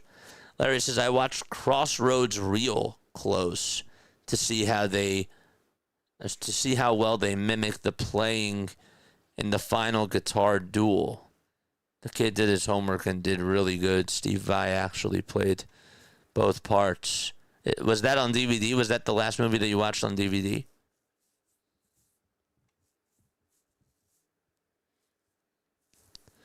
Three balls, 2 strikes.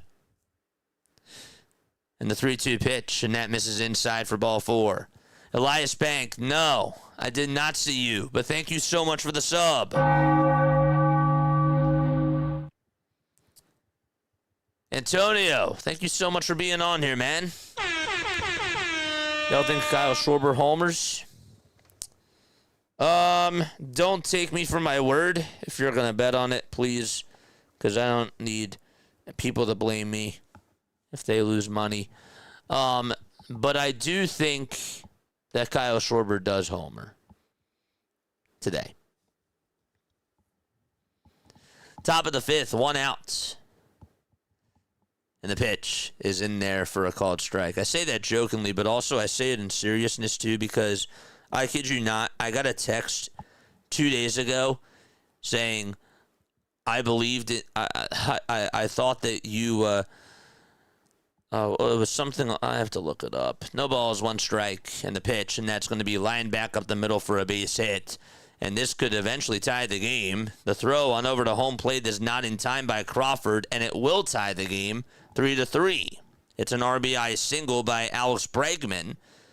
And so the Phillies, who were up 3-0, have allowed the Cubs to come back and tie it here in the top of the 5th.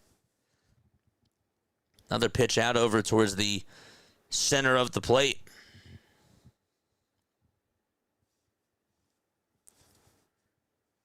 One out, and we're still in the top of the 5th, and Ian Happ is up.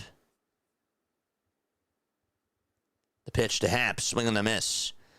But as I was saying before, I had somebody message me 2 days ago. It was when the Cardinals were playing. I forget who it was, but I thought that what's his name was going to get 5 strikeouts, and they were like, "Well, he didn't get 5, he got 4," and I lost money thanks to you. I was like, "Okay, dude," and I even said to the guy, I remember clearly saying in the chat, like, don't take me for my word. No balls, 2 strikes. The 0-2 pitch. It's grounded over towards the mound. Nola throws it to second for 1, and that's all that he's going to get. That's a 1-6 fielder's choice. And runners will be at the corners. That was Ian Happ again who grounded into that fielder's choice.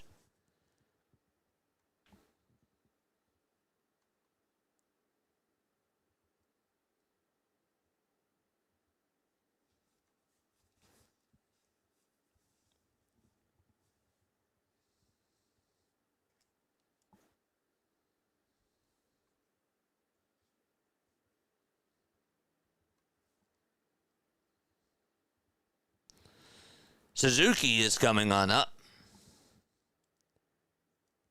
And the pitch.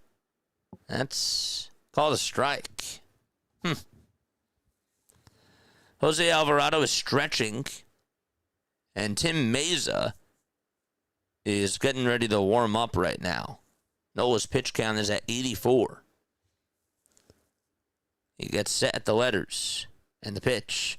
Grounded over towards the third base side. It's a foul ball, though.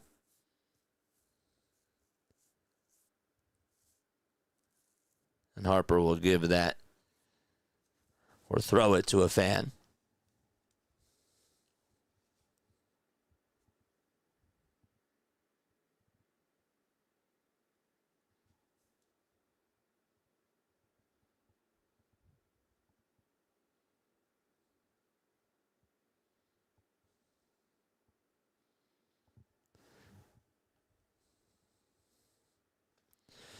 No balls, 2 strikes to Seiya Suzuki.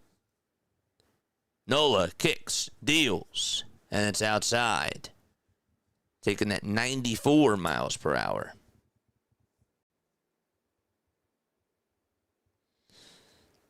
Former Yankees top prospect Oswald Peraza just went deep in his first game against his former team. Yankees are playing against the Angels. 1-2 on the way, swing and a miss. And Aaron Nola does get out of the inning. He does, however, allow an RBI single to Alex Bregman. That's his 1,900th career strikeout, by the way, for Aaron Nola. And we go to the bottom of the 5th, tied up at 3 apiece. So how do we get here? Edmundo Sosa in the bottom of the 2nd hit a 3-run blast that went out to Ashburn Alley. It went 442 feet. Nico Horner then hit a RBI single in the top of the 3rd. Ian Happ had an RBI double in the top of the 3rd as well. And Alex Bregman had an RBI single in the top of the 5th and tied it up 3-3. Speaking of threes, we need 3 more subscribers. 3 more subscribers to help us get to 9,600, man. How we doing on the likes, by the way? If you have not hit the thumbs up button, please make sure that you guys do so. Hitting the thumbs up button is free as well. The more likes we have, the more people that we get to tune on in to our Phillies and Major League Baseball content, which is super, super awesome. Once again, if you did subscribe to the channel and I didn't say your name, it's because it's because you never made your subscriptions public. There's only so many people that I can see just because of that. When you make your YouTube channel, there's like a little check mark that says, I choose not to make my subscribers public, my subscriptions public, and usually people just check that off. There we go. One more, baby. One more. One more sub.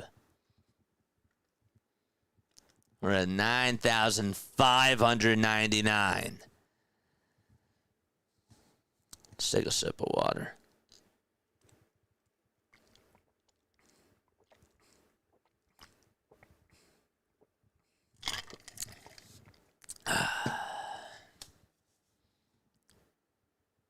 Alvarado getting ready to be used later in the game. Yeah, I guess so.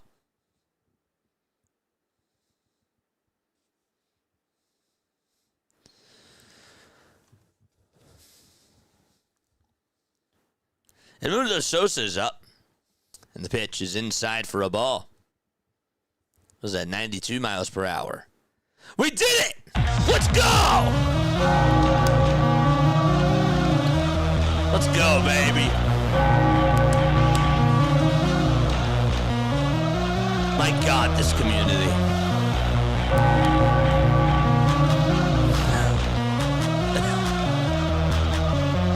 My God.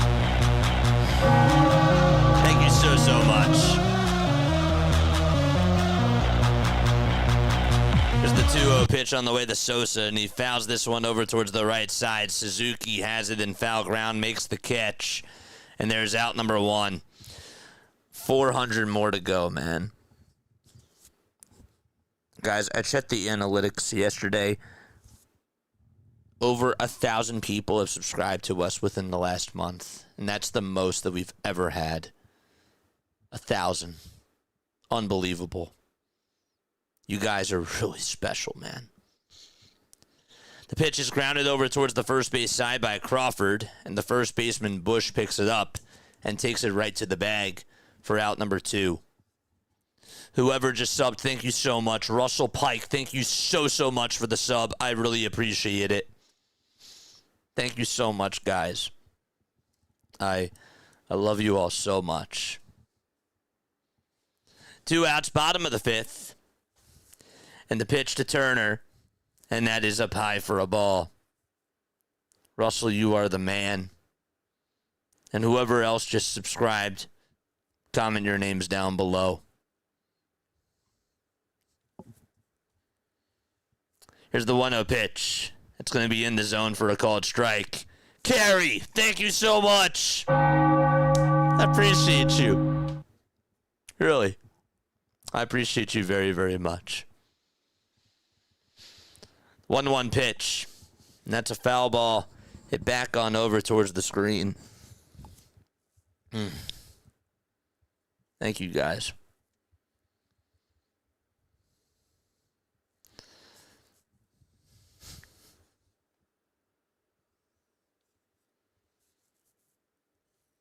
Bentile, thank you.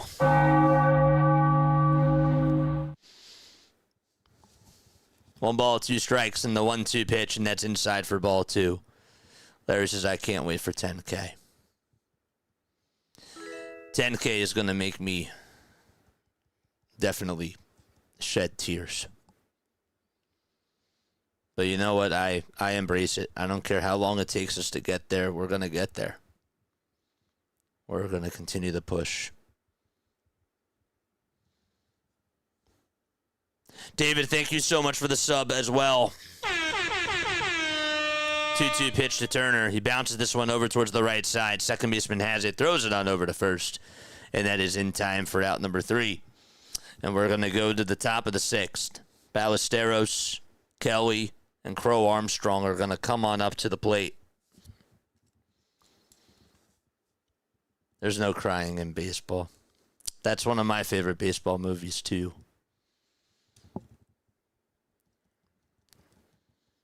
I do love that movie. Did they ever make a TV show out of it? Because I thought that they were going to.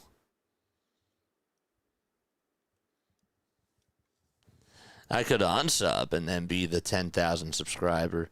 Don't give anybody ideas, Larry. Because I'm sure that that's what's going to happen. People are probably thinking the same thing. But I guess that they probably all thought about it. HB Pencil, thank you so much. We did it, baby!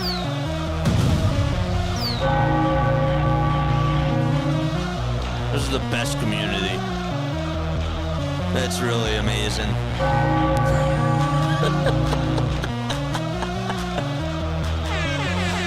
Oh, man. I got Larry laughing.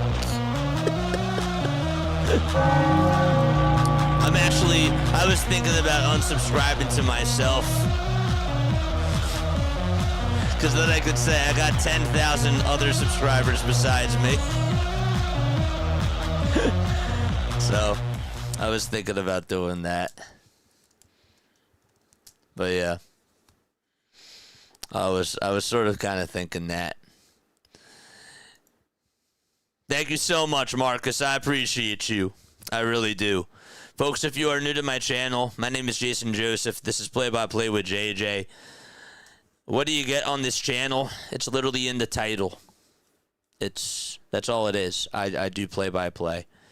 I'm just a kid from South Jersey who just loves calling games and is just a diehard baseball fan, and just love being able to engage with an awesome community of people, and really am looking forward to continuing to give back more and do some more charity work and trivia. you know, the work has been fun, but it's only going to get busier when we come back. And I'm really excited about that.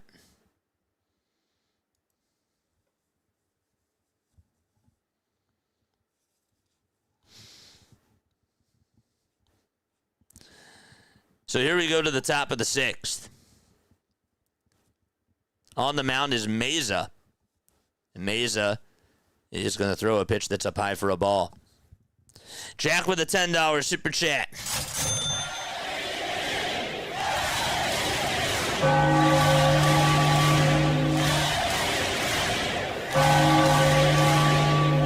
the man, Jack.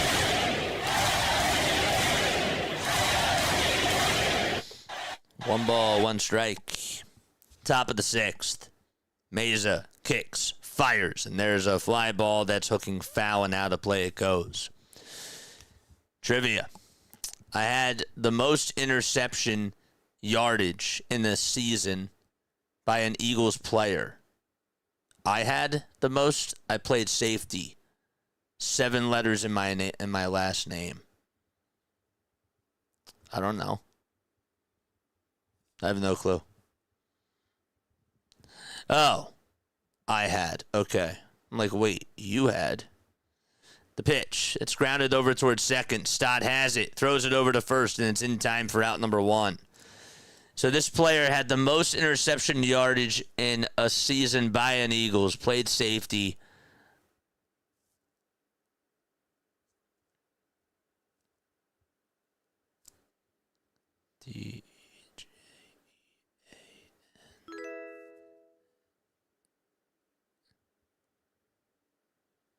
That's 8 letters.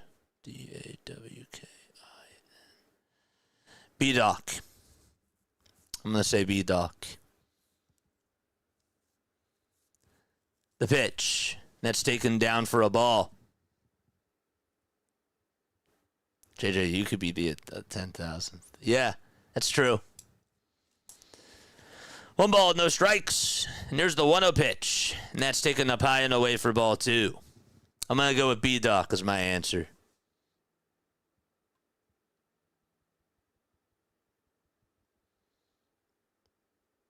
Nah, B-Doc's a safety.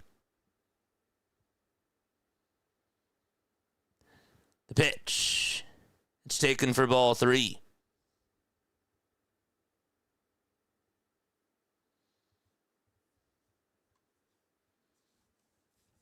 Mark, thank you so much for the sub. I appreciate it.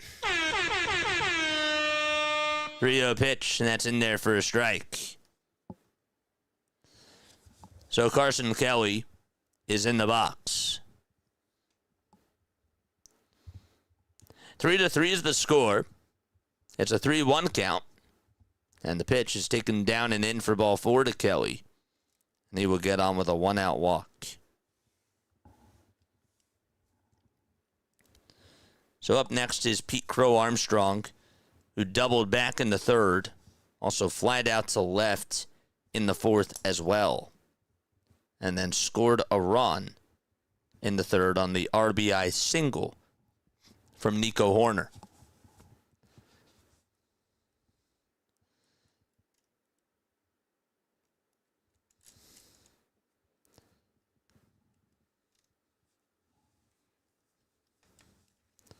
One ball, no strikes. And that's to Pete Crow Armstrong. Meza gets set. And the 1-0 pitch. And that's a foul ball.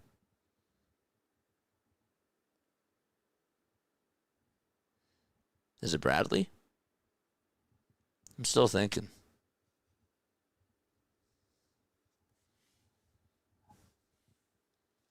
Thanks, Haley. 1-1 pitch, and that is going to hit Pete. Oh, no. You got hurt right there. Stepped on out of the box, went around the plate, so he gets hit by a pitch. Let's look at this again. Oh, that got him right.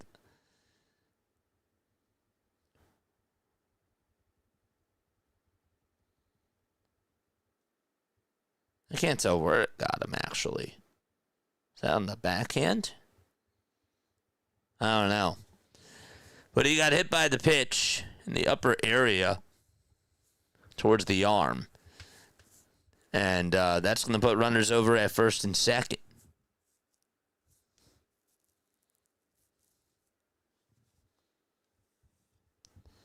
One out, top of the sixth. And we got 2 runners on. Cubs are going to try to take the lead. Phillies want to try to limit that from happening.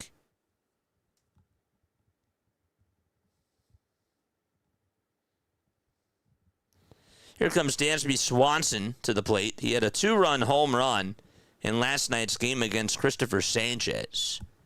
And it went out over to right field. Tonight, though, Dansby is grounded out over to second. He also walked as well.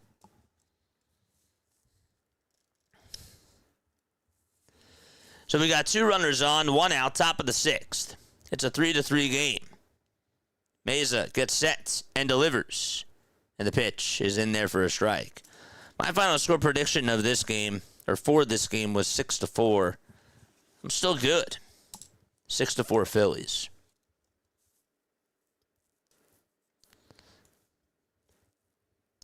No balls, 1 strike, and the 0-1 swing and a miss. What I actually should do is I should get somebody like at the beginning of the game, whoever's tuning on in or something, like I wanna see like who the closest is. Like I actually like want to take down final score predictions and like by the end have like a winner of like the closest one. You know? 1 ball, 2 strikes with 1 out in the top of the sixth. Swanson in the box, the 1-2 pitch, and that's going to bounce in the dirt for ball 2. So Aaron Nola, his day is done. 5 innings, 8 hits allowed, 3 earned runs, 2 walks, and 5 strikeouts.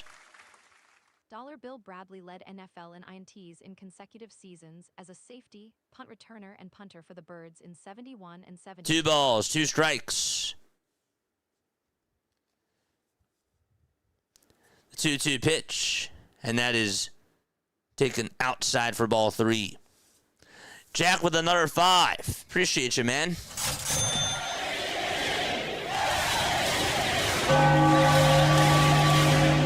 I appreciate you so much, man.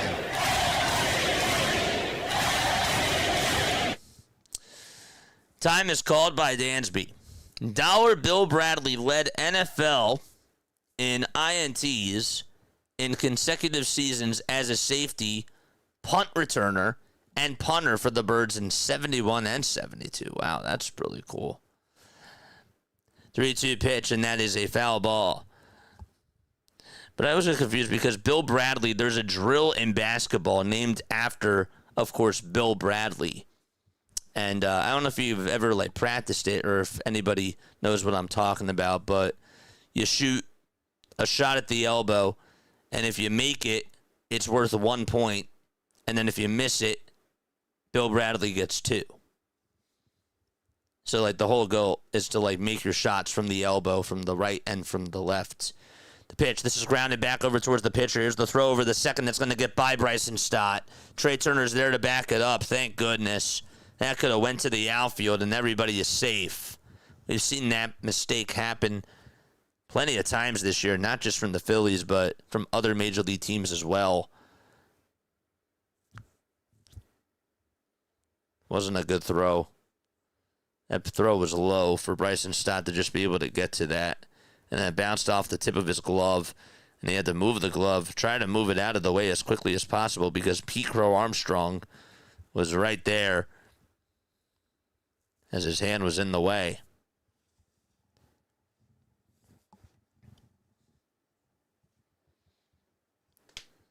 Here's the pitch.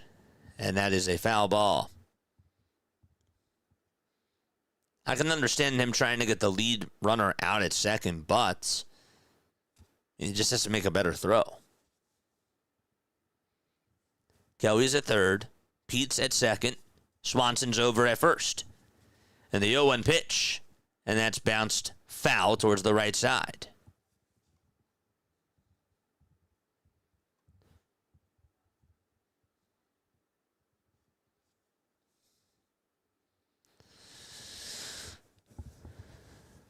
No balls, 2 strikes. Meza gets set and fires. And this is grounded up the middle for a base hit. And this will give the Cubs the lead. 1 run's going to score. 2 runs are going to score. And it's now a 2-run single provided with the bases loaded from Nico Horner. And the Cubs take a 5-3 lead in the top of the 6th. Meza was doing really well before tonight's outing. And that pitch, again, is behind in the count 2-0, which obviously is not a good sign. And then he just throws a fastball, and it's right down the middle. Hard contact, and the Cubs take a 5-3 lead.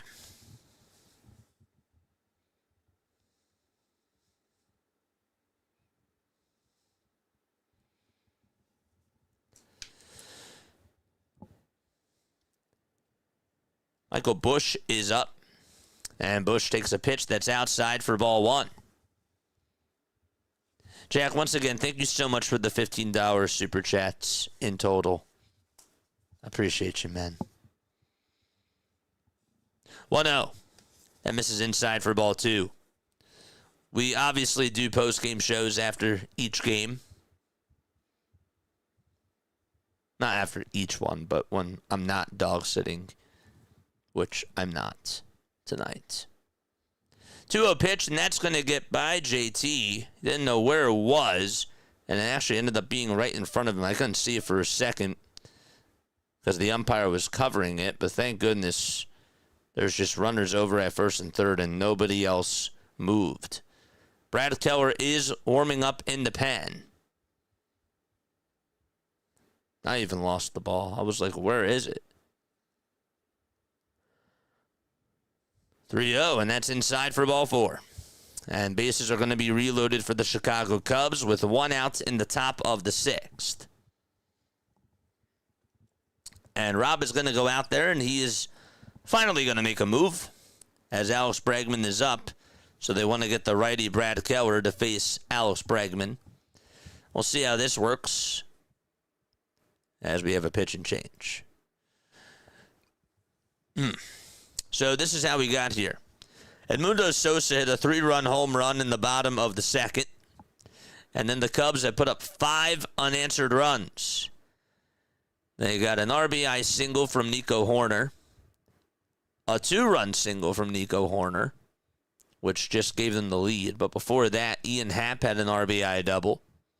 And Alex Bregman had an RBI single.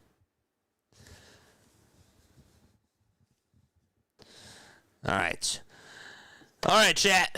It's time to give some shout-outs. Where is everybody tapping on in from tonight? Where are we tapping on in from, chat? Where are we tuning on in from in the world? Thanks again, Haley. I saw your message. I don't know if you saw my response, but much love. Much love to you and your family for sure. Let's go. I was going to say Brad Keller, former Cub. Where are we tuning in from? Let's get some shout-outs. Loaded 54 says, I'm tuning on in from Earth. Shout out to Earth. Ben Tile from Eastern Kentucky. Shout out to you. Fist pumps all the way. At least as I did right back at you. Thank you. Strasburg, PA. Hawaii. Northeast Philadelphia, says Chairsman. St. Anthony, Texas. Lancaster, PA, says Neil. Marcus from Chester County. Let's go. Love it. Love it, love it, love it. All right, time to settle back on in. as Bregman is up, and the first pitch is taken for a called strike. JT was looking at the umpire. He was ready to tap the helmet, and the umpire was like, nope, you don't have to do that. That's a strike. The UK, Zimbabwe. Let's go. The pitch. There's a line drive, base hit out to right field. 1 run's going to score. 2 runs are going to score. And it's now a 7-3 ball game. Not surprised that happened. Bregman got a pitch again. Guess where it was? Right down Broadway. And it was actually supposed to go outside. The slider was left hanging. And it's a 7-3 game. Sussex, Delaware. Union County. Let's go. Jeanette, PA. Love it. Shout out to the chats. I would not be surprised if the Phillies make a comeback. I hope so. Because, boy, could we use that. The pitch. There's a called strike. It's a changeup. And the count is 0-1. Brad Keller's stats on the season so far. A 5.14 ERA. He did give up a run in his last game, which was on Saturday. Here's the 0-1 pitch. And that's a foul ball towards the right side. We got 163 likes so far. We have 328 of you rocking with us. Hit that thumbs up button, chat. Oh, we're at 195. My mistake. Mine didn't update. We're at 195. The Cubs today are 5 for 11 with runners in scoring position. You don't know you don't want to know how the Phillies are doing. But I'll tell you anyways. For free. They're 1 for 2. Well, at least they're batting 500 with runners in scoring position. That's like what my grandma would say. 0-2 pitch, and that's a foul ball. Well, at least they're hitting 500. I could just hear her right now. That's funny. No balls, 2 strikes. 5 seconds left on the pitch clock. And there's the 0-2 pitch. That misses inside for a ball. So runners are over at first and second. The Cubs have provided 4 runs in this 6th inning. A 2-run single by Horner and a 2-run single by Bregman. 1-2 delivery. And the slider is down and in for ball 2.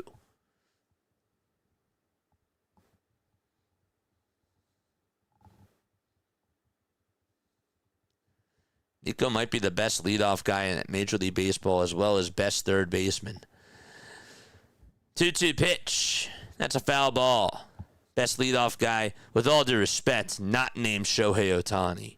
But I'm with you. Like, I understand. Like, when you're talking about, like, typical leadoff hitters, yes. I do agree with you on that. I think he's up there. I really do. 2-2 pitch. That's up high for ball 3.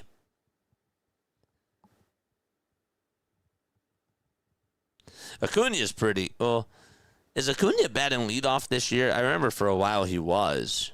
I don't know if he's batting leadoff, though, this year.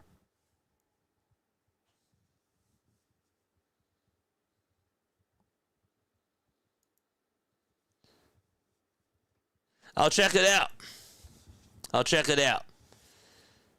3-2 pitch on the way. Swing and a miss. That is a big strikeout. And there's out number 2. Chris, thanks so much. Drop a chair in the chats. For the first time in 5 months, Michkov has scored in 3 straight games. Let's go. I forgot to put the game on. It is what it is. The pitch. It's taken down for a ball. I do DVR the games, so I am able to watch them afterwards.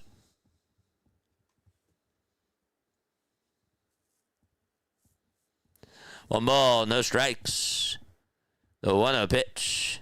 And that is down and away for ball 2. JJ, when is the tailgate? You're going to find out more and more info once we come back from the Bahamas on other things that we're going to be doing this year, including more info about that. But I would definitely let you know, for sure. 2 balls, 1 strike. Thanks for asking, though. I'm excited to meet y'all. Super excited.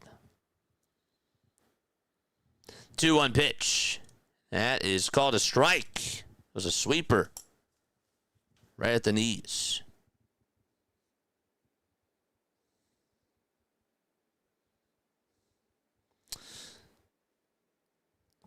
I got a cool story for you guys right after this. 2-2 pitch on the way. Swing and a miss. There's back-to-back strikeouts. The inning is over, but Alex Bregman does some damage, and so does Nico Horner. Each of them have 2-run singles with the bases loaded in the top of the 6th.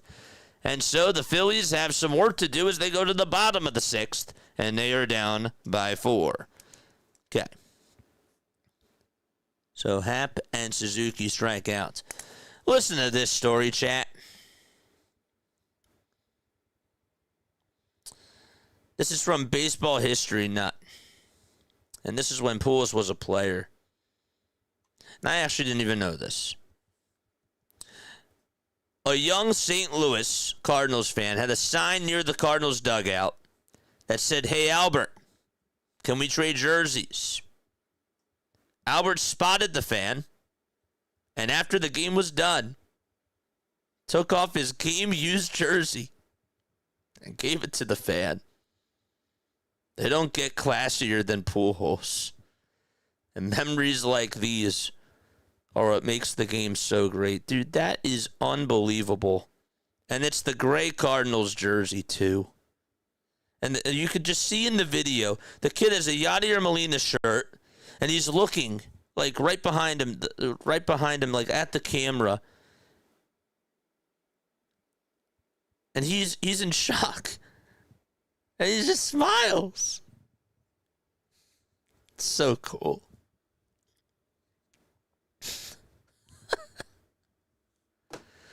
God, this sport is great.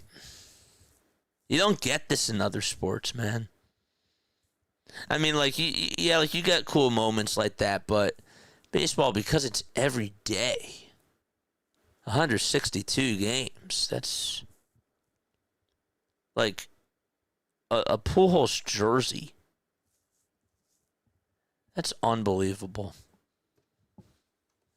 Some of these things that you just see on X, like, it really just touches your heart.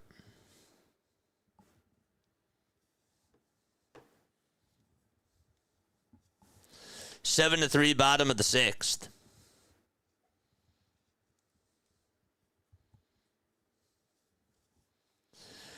Colin Ray is going to pitch. 60 total pitches, 42 strikes. And there have been other players that have obviously done that too, but like when you just see stories like that, or you just hear about it, and it's just unbelievable. The ball is 1 strike. This is Kyle Schwarber who's up to bat.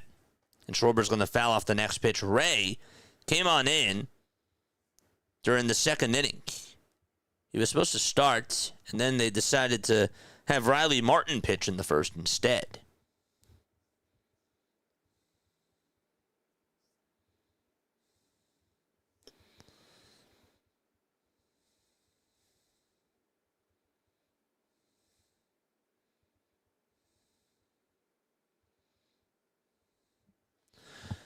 One ball, 2 strikes.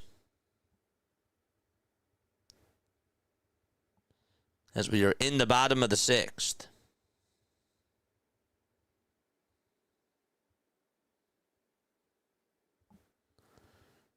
And the 1-2 delivery. It's grounded over towards the first base side. First baseman has it. Tosses it back over to Ray, who has to cover the bag. And that's in time.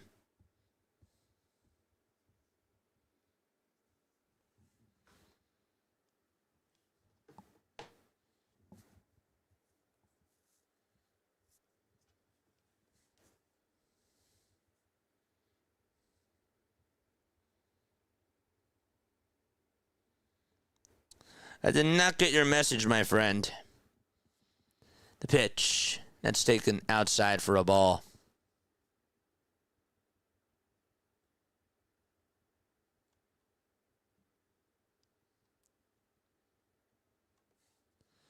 One-0 delivery. Swing and a miss.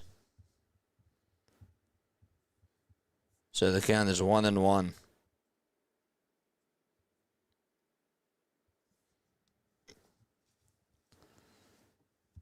One ball, one strike. And this is Bryce Harper who's up to bat. And Harper's going to ground the next pitch over towards the first base side, but that's another foul ball.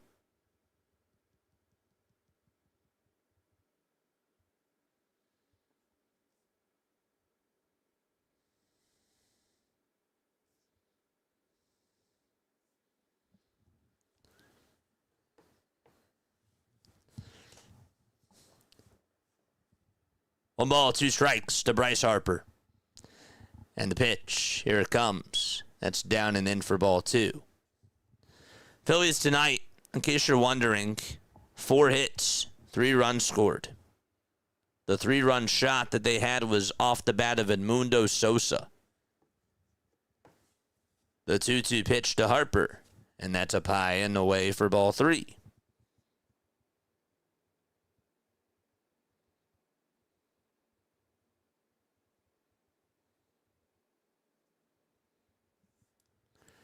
Three-two pitch, and there's a fly ball hit out over to deep left field. It'll stay in the ballpark, though, and Happ gets under it on the track to make the grab for the second out of the inning.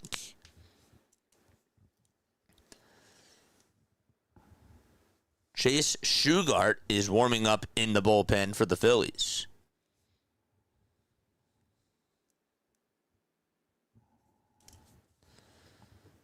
Adolis Garcia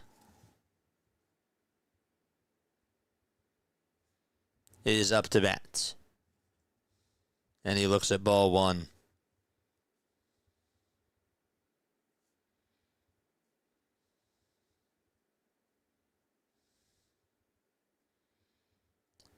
Here's the 1-0 pitch. Check swing. Did he go? They say, no, he did not. John Boy Media also posted something that was also really cool on Twitter.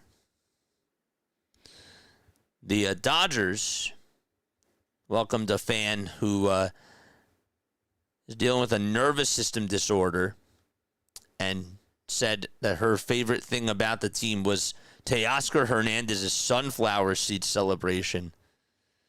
And so there's a video that they posted, and he actually got to do the celebration dance with her. She's 14 years old. And he gave her like a high 10 in his Dodgers sweater and also signed a baseball for her as well. 2-1 pitch. And that is a foul ball. It's just wholesome moments like that you just, it just touches your heart, you know?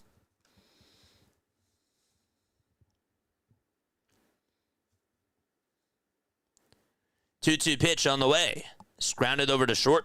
Swanson picks it up, throws it over to first, and we're going to go to the 7th inning. So Colin Ray, so far today, has done a very good job with the Cubs. 5 innings, 4 hits allowed, 3 earned runs. Just the 3-run homer that he gave up to Sosa, that was it. 5 strikeouts, no walks allowed on 75 total pitches. We go to the 7th. It's a 7-3 lead.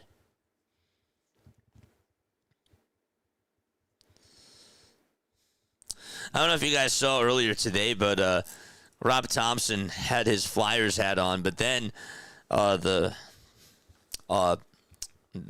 thing that was really funny was that Nick Nurse was there earlier today when the Phillies were doing batting practice. Nick Nurse, the Sixers head coach, and Rob Thompson switched his hats and got his Sixers hat on. That's just really funny to me. I was listening to Sports Talk Radio. They were talking today about somebody was upset that Nick Nurse was even there. And they were like, well, they got a play-in tournament game tomorrow. Like, why is he there? He needs to be studying more film. And I'm just like thinking to myself, like, I mean, I don't really have a belief or, I'm not going to say that I agree with him for being at the game, but they brought that up and it was interesting to me, I can't imagine the amount of pressure Schwarber faces at every at-bat. Well, that's every major leaguer, but I guess like when you think about Schwarber's perspective with where the offense is, right? He feels like that he has to produce all the time. That I don't know if he views it that way, but I guess that you're right though. Does that make sense? Like, I don't know if he views it that way, but I can see, like, where you're coming from with that point. He feels like that he has to be the hero. I can kind of see that.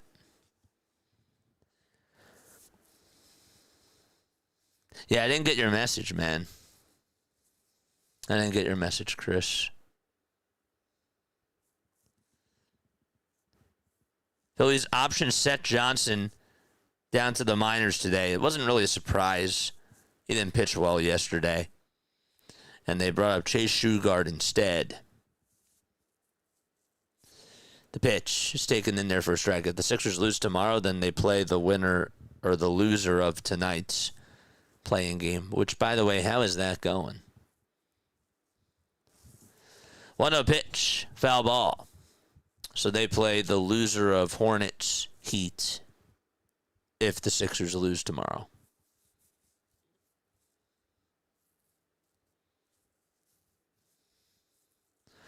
One ball, one strike.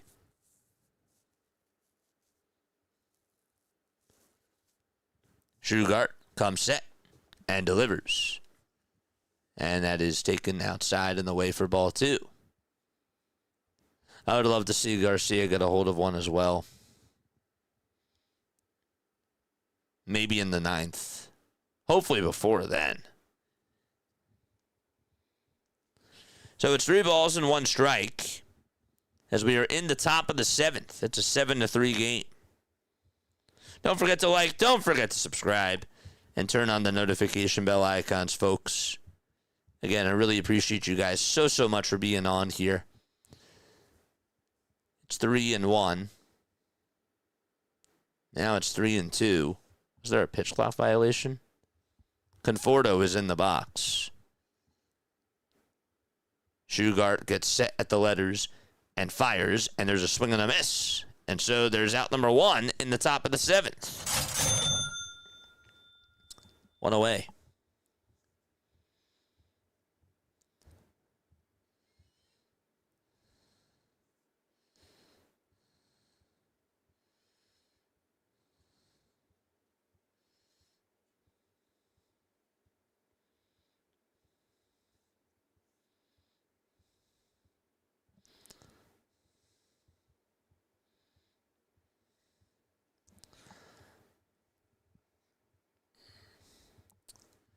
Pitch is taken for a ball. 1 ball, no strikes. And here's the 1-0 pitch. And that misses just a bit outside for ball 2.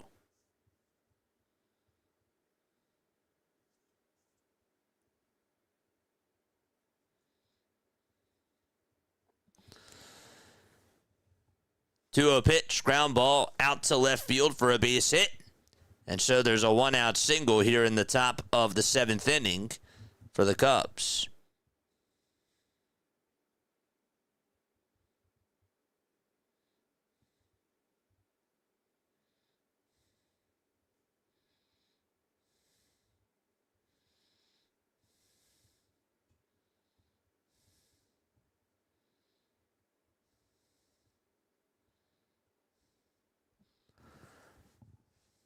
Here's Pete Crow Armstrong, who takes a ball. And so it's 1 ball, no strikes.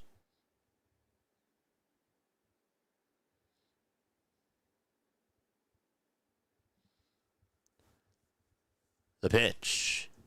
That is in there for a called strike.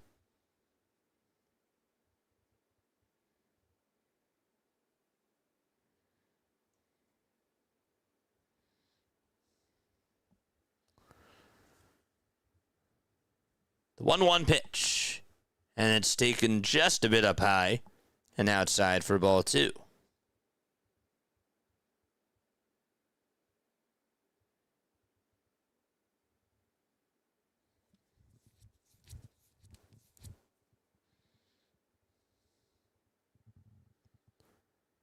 The 2-1 delivery.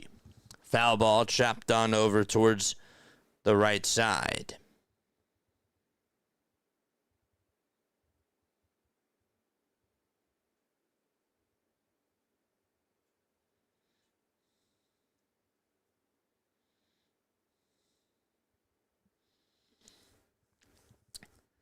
Here's the 2-2 pitch. And there's a foul ball. I think you guys are going to like this trivia question today.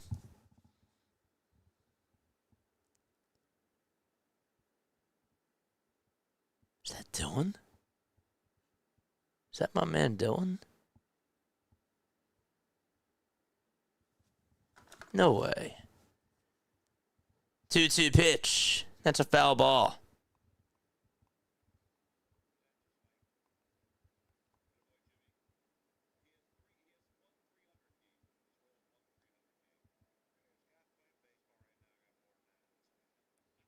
I don't think that's him, no.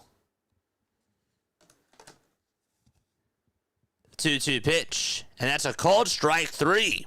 Pete Crow Armstrong won't challenge it, and Shugart gets his second strikeout. So there's 2 away. And Pete Crow Armstrong is down on strikes.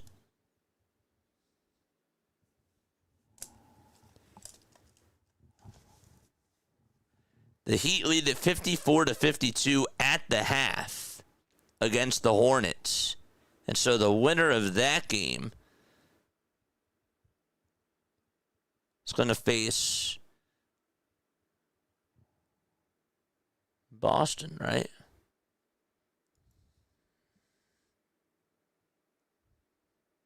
No, the winner of that game, I believe, plays against... Yeah, they play against Boston.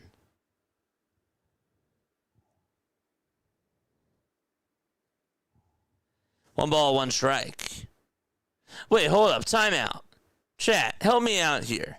If the Heat win, do they play Boston? I'm like having a brain freeze for a second. I don't know why. The 1-1, and that's outside for ball 2. If the Heat win, do they play Boston? No, they face the loser of our game. Ah. That's right. I forgot. Because that's the 9-10. Yeah, you're right. You're right. That's the 9-10. I forgot. Yeah, 9-10 seed. 3 balls, 1 strike. I don't know why I had a brain fart for a second. Thanks, Quan. 3-1 pitch. That's taken outside for ball 4. And so there's a 2-out walk to Dansby Swanson. He's had a really good series. What's that, second walk today? Yeah.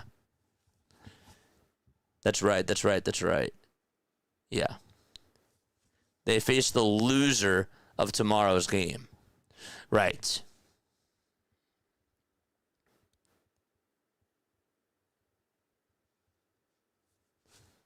One ball, no strikes.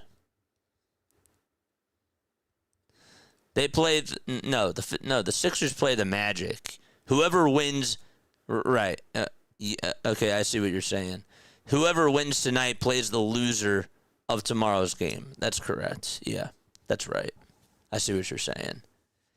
Sixers play tomorrow. 2 balls, no strikes. And the 2-0 pitch, and there's a fly ball hit out over towards center field. Crawford is there, makes the catch, and we're going to go to the bottom of the 7th. All right, Phillies are down by 4. Marsh, Realmuto, and Stott are going to come on up. Good pitching by Shugart to get out of the inning. I know that he gave up the walk there, but I thought that he settled on in that last at-bat. All right, it's trivia time. I'm going to ask you a Phillies trivia question, and if you get it right, you will hear this. If you get it wrong, though, you will hear this. Okay, this is for those of you who really do know your history. Okay. So tell me, in Game 1 of the 1983 World Series, there were two players that hit a solo home run to help the Phillies win by a score of 2-1. Who were those two players that homered in the game to give the Phillies the 2-1 win? 1983. This is a tougher one. But if you know your Phillies, if you know your 1983 Phillies, you should know this.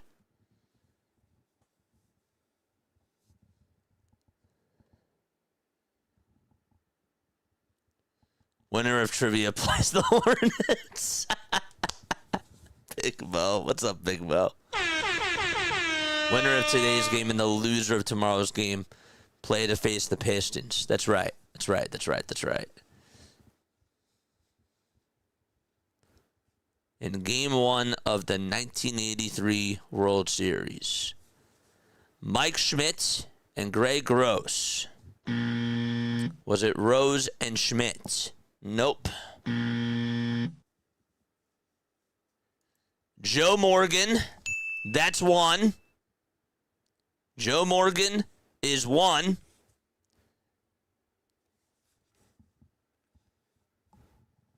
Rick Dempsey, no. Dempsey was actually not in the lineup. I don't even know if he was on that team. But no, he was not in the lineup at the very least. Bottom of the 7th. Ray facing Marsh. And it's outside for a ball. It was not Boa, Joe Morgan, and Gary Maddox. That is correct. Good job. Good job, Bradley. The pitch. And that is a foul ball. That was the only game that they won in that World Series. Good job, Bradley. 1 ball, 1 strike, and the 1-1, and that's outside for ball 2. See, we don't just do like the more recent ones from like the 2000s. We try to do some older ones too. Good for you, man. 2 balls, 1 strike. The 2-1 pitch to Marsh, and he flies this one out over to deep left field. It's just warning track power, though, as Happ makes the catch, and there's out number 1. So Joe Morgan and Gary Maddox, those were the correct answers. Let's go.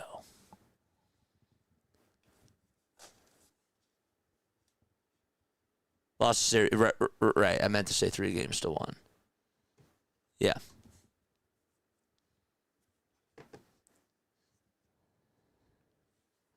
One out, bottom of the 7th. The pitch is taken for a ball. So JT is in the box. He's 2 for 2. Colin Ray still pitching. He has 80 pitches. Now, he did come on in during the 7th inning, but still 1-0, and that's taken for ball 2. See, what's interesting to me is that Jacob Webb is warming up in the pen right now. JT is in front of the count now, 2-0. I don't always see, like, during the middle of an at-bat, the Phillies just taking mound visits right there. I'm not saying that they should, but I see it happen. I feel like I see that happen with other teams, but not as much with the Phillies. I'd like there to be a stat, or I'd like to see if there is a stat, and there probably is, how many mound visits the Phillies had last year and this year compared to the rest of Major League Baseball. And how many of them were during the middle of an at-bat? And all those other, advanced stats. 2 balls, 1 strike. JT swung on and missed at the next pitch, and then he grounded one over to shortstop, and the throw to first was in plenty of time.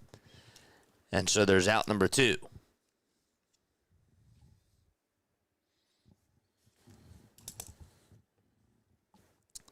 Don't forget to like, don't forget to subscribe. If you are new to the channel, we have 295 of you tuning on in. Trying to get to 300 likes. And if you have not subscribed to the channel, make sure that you guys do that too. No balls, 1 strike, and that's to Bryson Stott. There's 5 seconds left on the pitch clock. And the pitch, and that is outside for a ball. I did actually want to make an announcement too, but I will do it during the break. So 1 ball and 1 strike. The 1-1 pitch, swing and a miss. And the count is 1-2.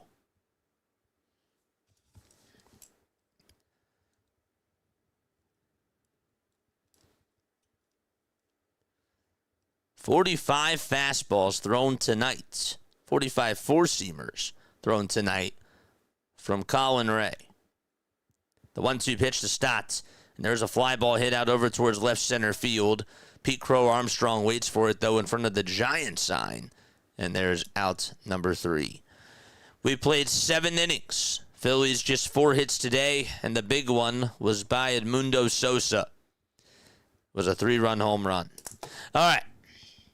So, if you don't know, and I will post this on the community tab, I am not going to be here tomorrow. I'm going to the Bahamas, and I will be back late Monday night.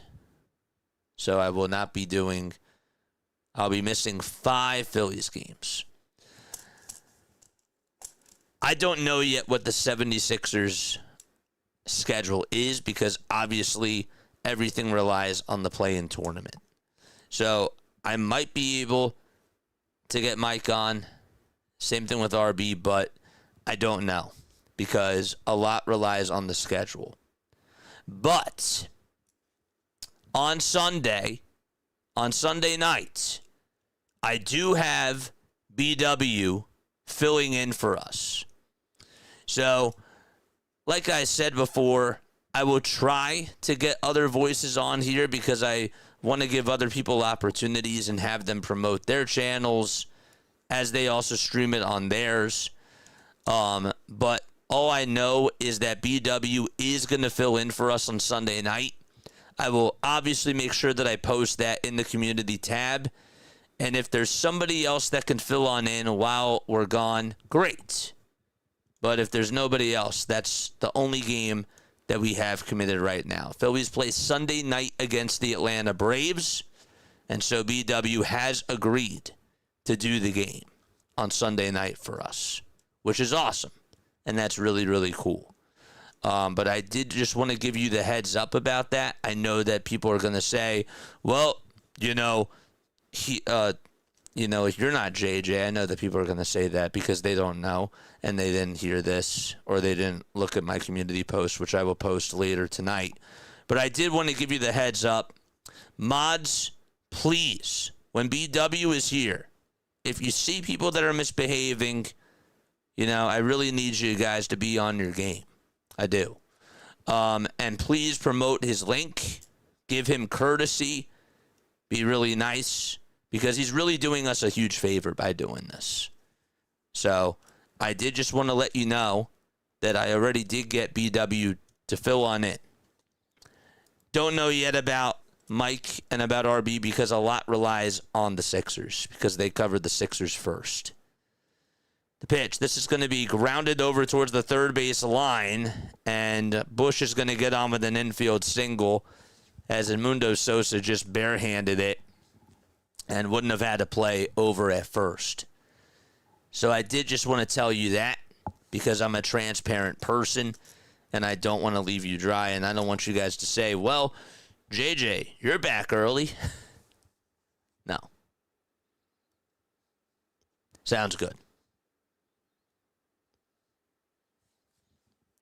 The pitch. There's a line drive caught by Sosa on a bounce. The throw to second, there's one. The throw to first, there's two. Edmundo Sosa over at third base, making an excellent play. And he kisses his glove.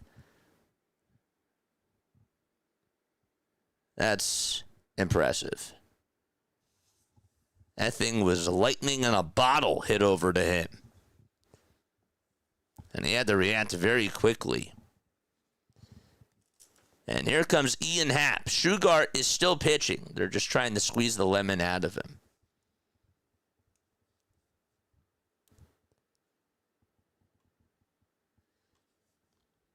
The pitch. And there is a called strike. That's to Ian Happ. The 0-1. That's down for a ball. So 1 ball and 1 strike.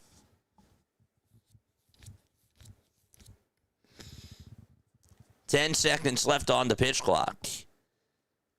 And the 1-1 delivery is up high for ball 2.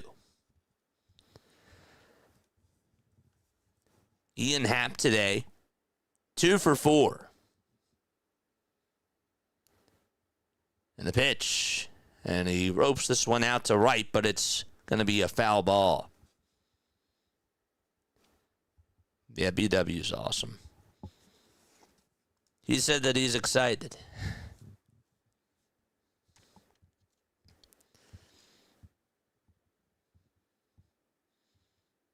2-2 pitch. Here it comes. Swing and a miss. And we're going to go to the bottom of the 8th inning. Phillies trail by 4. Sosa, Crawford, and Turner are going to come on up as we go to the bottom of the 8th, and the Phillies are down to their final 6 outs. All right.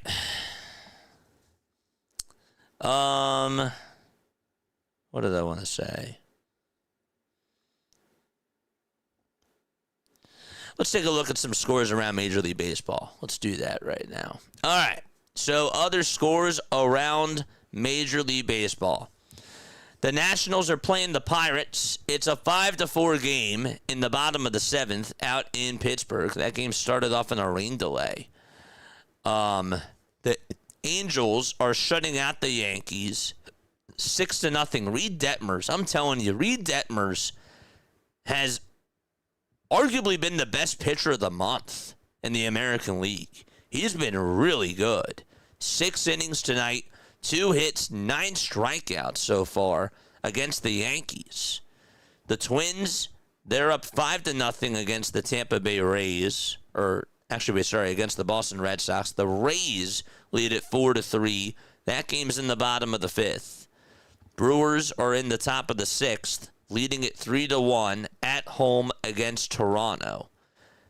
The Cardinals and the Guardians are tied 2-2. That game is currently in the bottom of the 5th.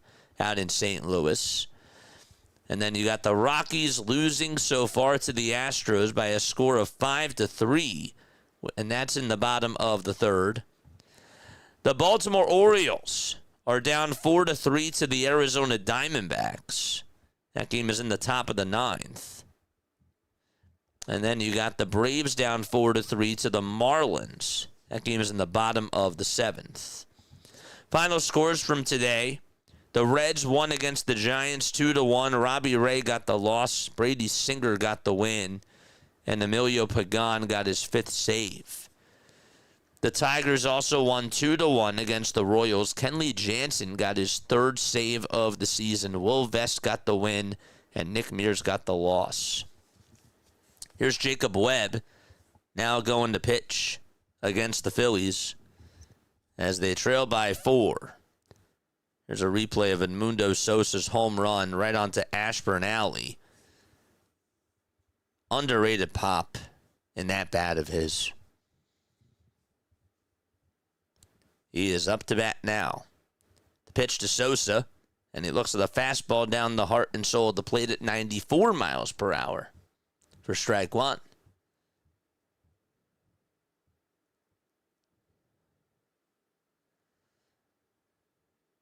0-1.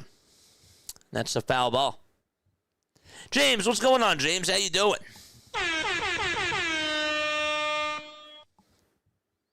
Where's the no option on the poll? Well, I made the poll before it started. The no option. That's funny. No isn't an option. That's not on the menu. We did get over 9,600. Thank you guys so much. Whoops. Sorry.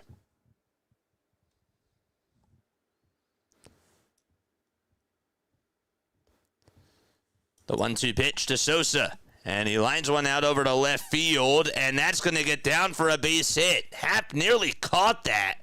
And so, Sosa goes over to second. I don't know how the heck he was able to hit that pitch. I don't know.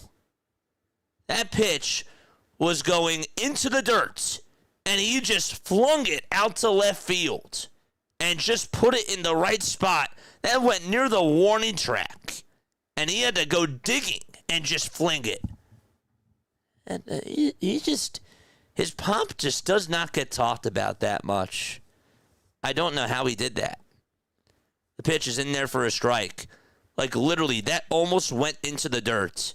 And he flinged it almost to the warning track. And got a double out of it.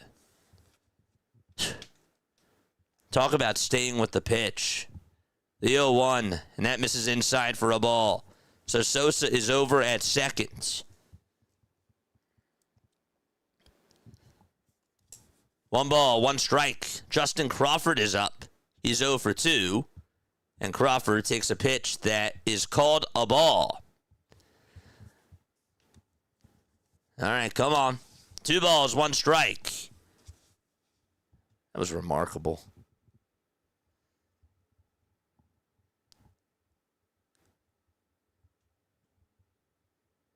2-1 pitch on the way. Swing and a miss. That was a changeup at 85. It was a good changeup thrown to by Webb. I'm surprised that they took Ray out of the game. He was pitching really well. Make them pay.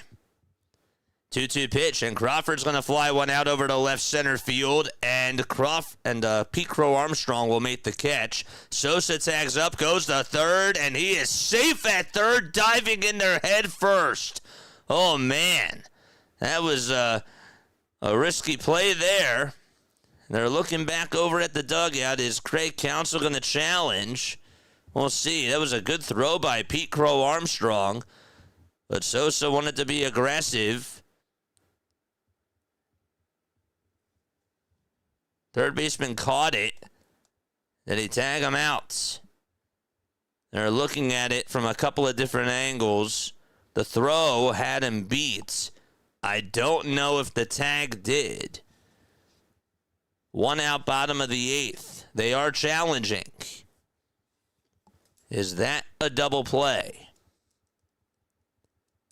If the call is overturned, that's an 8-5 double play. If it stands, it's just a fly out over to center. Pete has a really good arm. I think it's too close to judge. I don't think they're going to have enough conclusive evidence, but it was an excellent throw.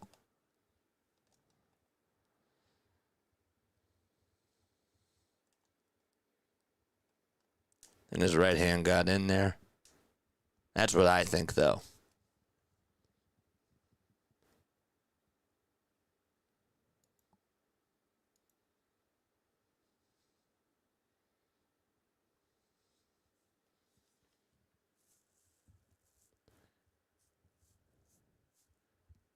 They're taking a while to review it.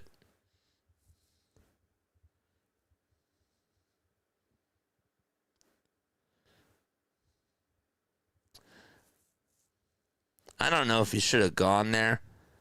I wouldn't have done that. But I also understand that I understand what he was trying to do. So he is safe over at third base, and the call was confirmed.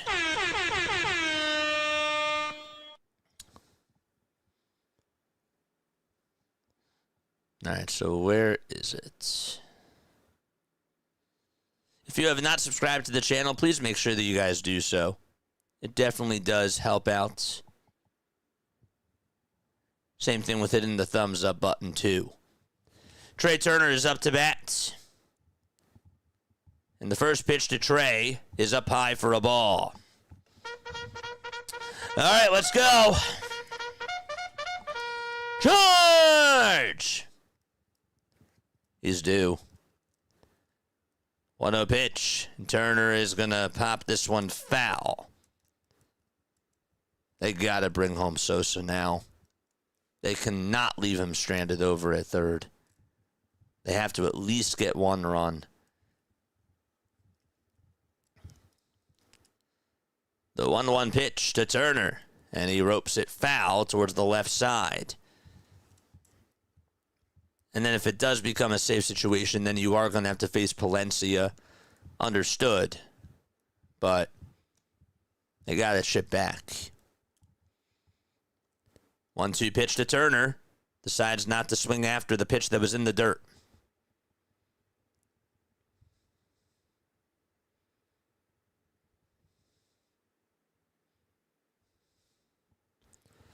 The 2-2 pitch, and that one is high.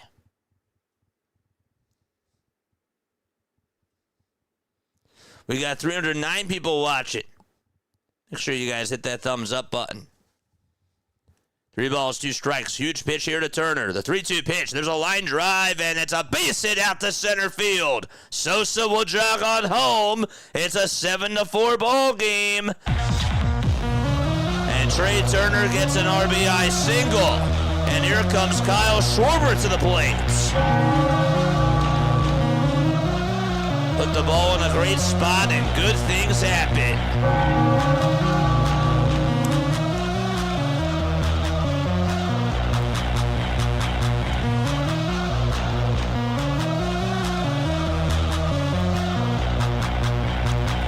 So we have a timeout taken on the mound, and a pitching change is going to be provided.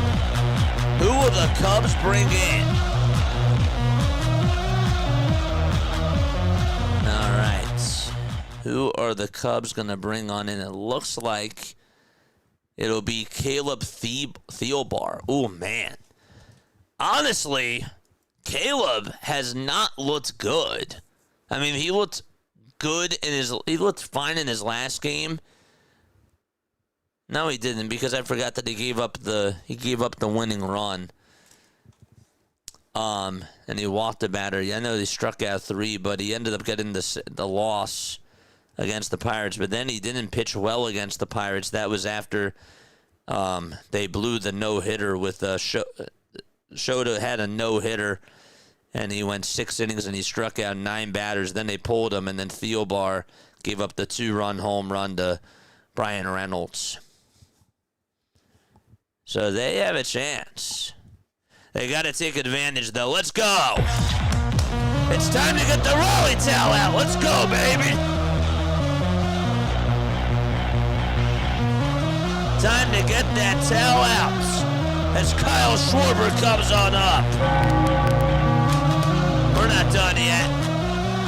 Nope, we're not done.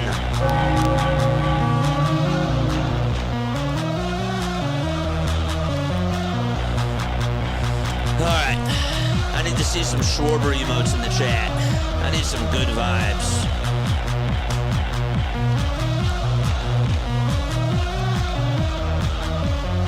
I don't know why my chat ended up not showing. Let's go. There we go. Good stuff. I don't think this is over, chat. I really don't. I mean, they're putting in the lefty to face Kyle Schwarber. I don't really trust Craig Counsell. I really don't. Thielbar, 6 games, a 1-2 record, a 3.38 ERA. Can the Phillies take advantage as Kyle Schwarber is up to bat right now? Here we go. First pitch is up high and away for ball 1. Let's go, Kyle. 1 ball, no strikes to Kyle Schwarber. And the 1-0 pitch, line drive, hit out the center field. That'll get down for a base hit. The tying run's going to come on up to the plate, and it'll be Bryce Harper. Runners are at first and second base, and the table is set for BH3.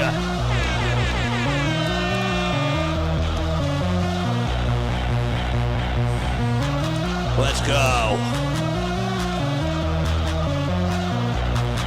He knew that the pitch was going to be down the middle, took right advantage of it, and he got a fastball. Here's Harper. He's 0 for 3 with 2 flyouts and a groundouts. Theobar gets set at the letters, under pressure. The pitch to Harper, and he fouls it off. He also fell behind in that count to Schwarber, too, so that helped. But now he's ahead here against Bryce. How does he adjust? The tying run is up to bat. The 0-1 to Harper. It's in the dirt and outside for ball 1.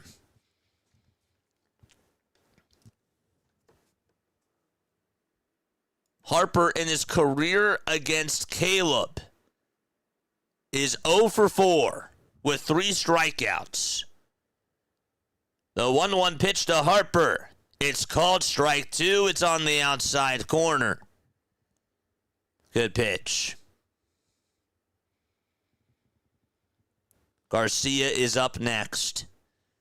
Harper will call for time. And he will readjust his gloves. Step out of the box. He has the dark red batting gloves with the dark red cleats. The 1-2 to Harper, way up high and inside. The helmet came flying off, and he has to go get it towards his right side. It's 2-2. You didn't see the helmet come off on the 3D.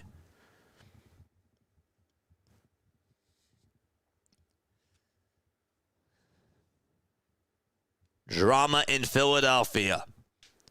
It's a 7-4 game. Harper's the tying run. He's at the plate. The 2-2 to Harper, down and away for ball 3. And the pitch of the ball game coming on up in just a few seconds. Garcia waits in the on-deck circle.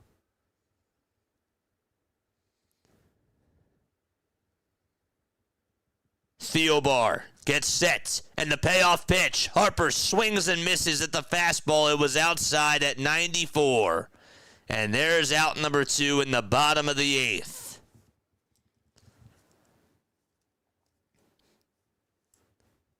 I was actually thinking he was going to go breaking ball.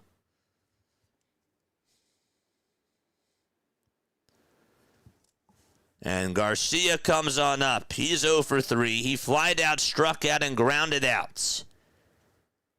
The pitch to Garcia, way outside for ball 1.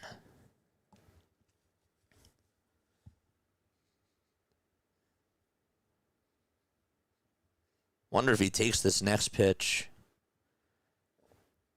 Theobar gets set and delivers. And the next pitch, he does take it, but it's a strike. And it's on the inside edge at 95. Charge! Turner at second, Schwarber at first. Time called by Garcia. Sosa had a double and then went on over to third, advancing the flyout by Justin Crawford. Nearly got thrown out. And then Turner reeled him in with an RBI single. The 1-1 to Garcia, and he looks at strike 2 at 95 miles per hour on the inside corner at the knees. Another good pitch. He's 2 for 8 in his career against Caleb Garcia. 1-2 on the way. Garcia holds his horses, and they try to appeal. He did not go. It was in the dirt.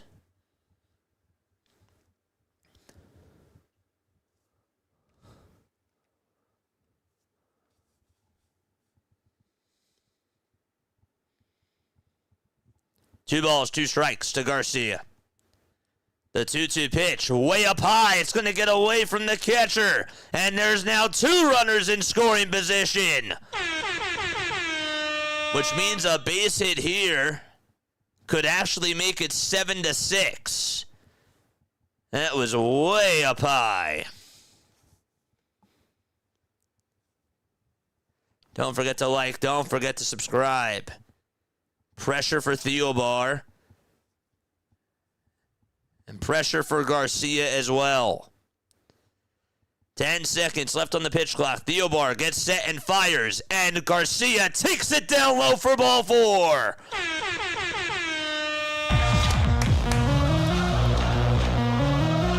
That was a really good curve, too.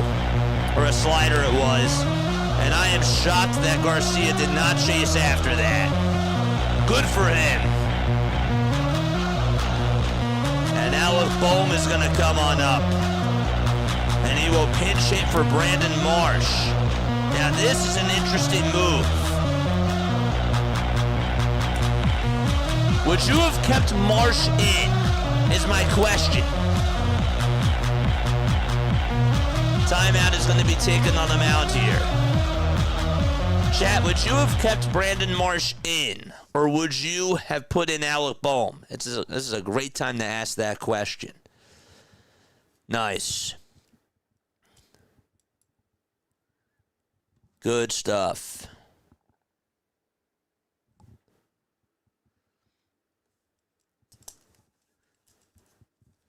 Would you have put in Alec Bohm? Analytics told him so. You would have kept Marsh. Okay. Anybody else? Now's the time to ask. That was a great at-bat by Garcia. I am shocked that he did not swing at that pitch. That was a good pitch. Duran is warming up, and so is Banks. Bohm is up with the bases loaded. The first pitch, and it's called a strike. Tap your helmet. Nope, he won't. It's no balls, 1 strike.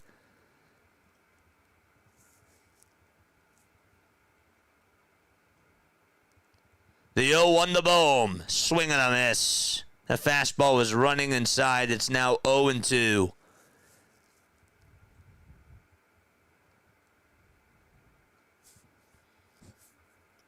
Yeah, I would have kept in Marsh. No balls, 2 strikes to Bohm. The 0-2 pitch. Foul ball. But let's hope that Bohm comes through.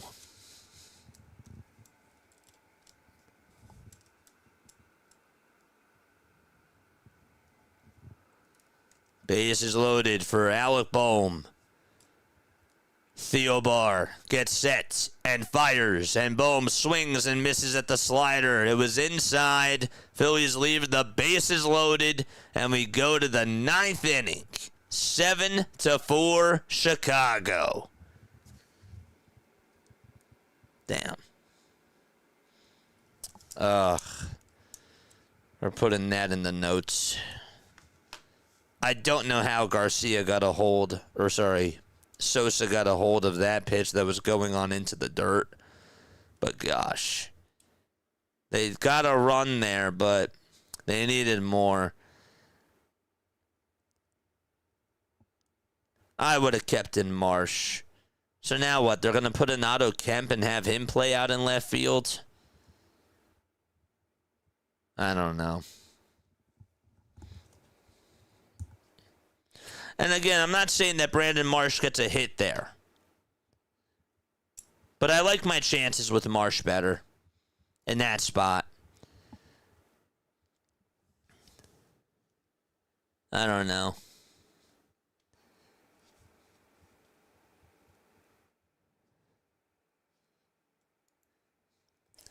KD.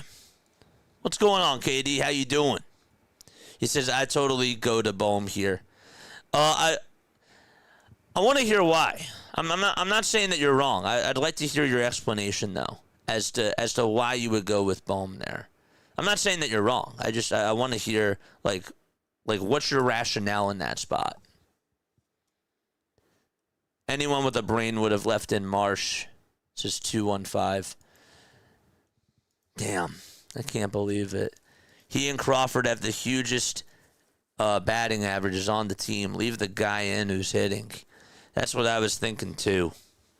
And he was actually, I thought, doing a good job over the last couple of games. I thought he was doing better, but I'm a little bit surprised that he did that. But I'm also not surprised.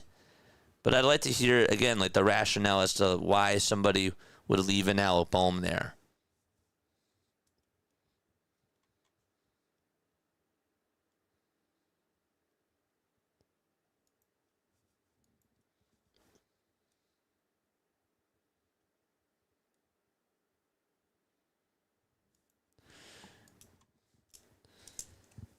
We're going to the top of the ninth inning.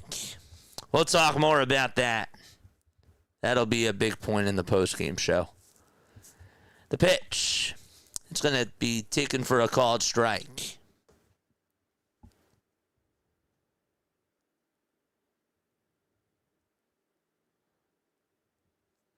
The pitch is taken down for a ball. Just Baseball just posted this in other news. Byron Buxton's first 14 games of the season. No homers and 35 at-bats. But in his last 2 games, he's homered 3 times in 9 at-bats. 1-1 pitch to Suzuki, and that's going to be blooped out over to right center. It'll get down for a base hit. And Seiya Suzuki gets on with a leadoff single here in the 9th inning. They didn't show yet if Palencia was warming up for the Cubs just yet, but I assume that he is going to pitch the bottom of the 9th if it remains a 3-run game. Don't forget to like, don't forget to subscribe, and turn on the bell icons as we are on our way to 10,000 subscribers. We're on our way to 10K. Let's go, baby. Top of the 9th. A runner over at first, and the pitch is upstairs for a ball.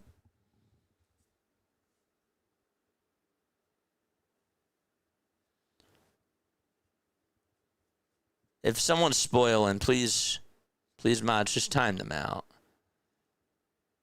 1-0 pitch, and that's inside for ball 2. Sorry, Quan.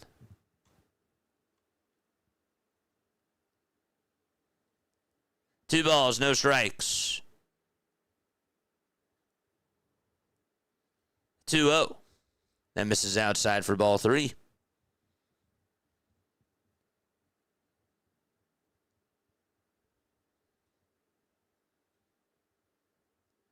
Larry says, I'd rather have Bohm versus a lefty than Marsh. Bohm is a good RBI guy at times, says Larry.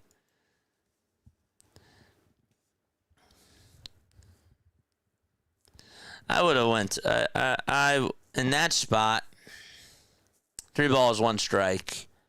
The 3-1 pitch is up high for ball 4. And again, I'm not telling you that Marsh gets a hit there. I would have kept in Brandon Marsh. But that's just me.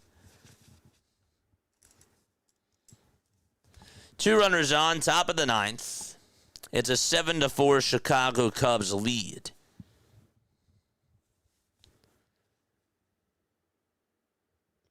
I think recently Brandon Marsh has done a better job, and I would have given him the confidence there. And again, I'm not telling you that I'm making the right move by leaving in Brandon Marsh.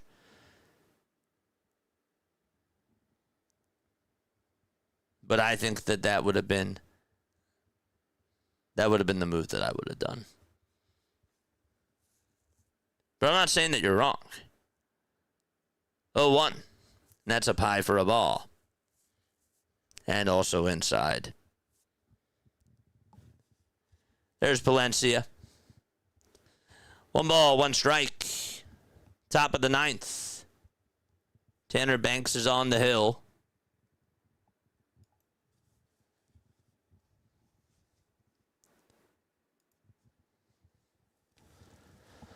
Ten seconds left on the pitch clock. Don't forget we got a post-game show after this. The 1-1 pitch on the way. That is a foul ball.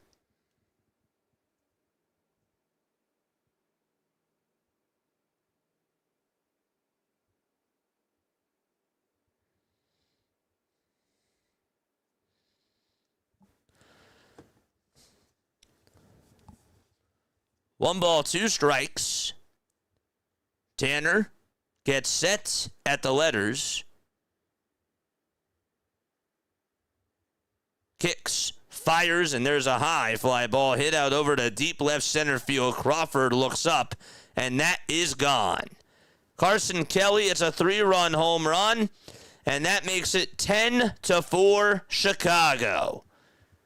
Right down the pike, and Banks gives up a meatball, and Carson Kelly drills that over Monty's angle out in left field.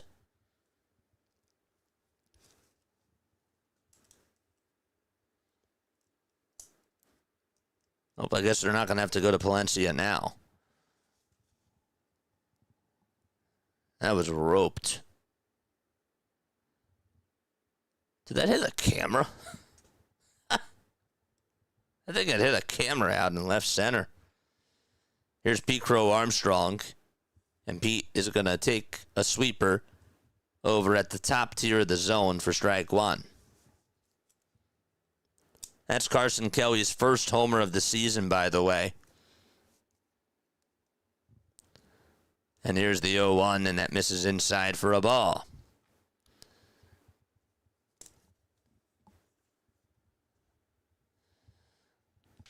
Well, I'm excited for this postgame show. 1 ball, 1 strike. Banks, kicks, deals. Swing on a foul ball.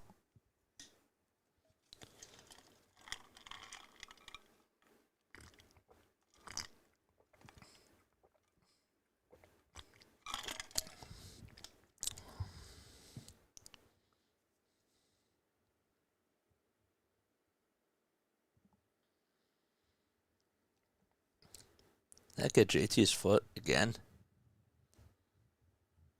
How many foul balls does he just take to the foot?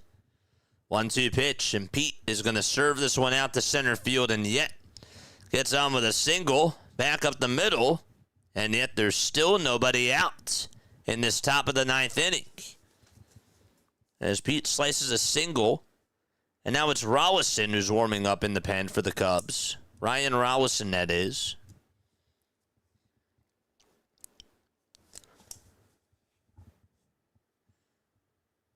And Dansby Swanson is up.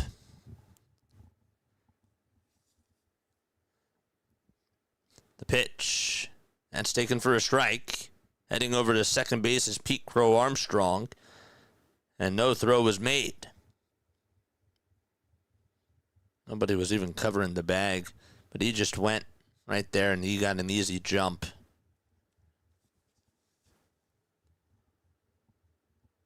There's the 1-0 pitch. It's drilled foul over towards the left side.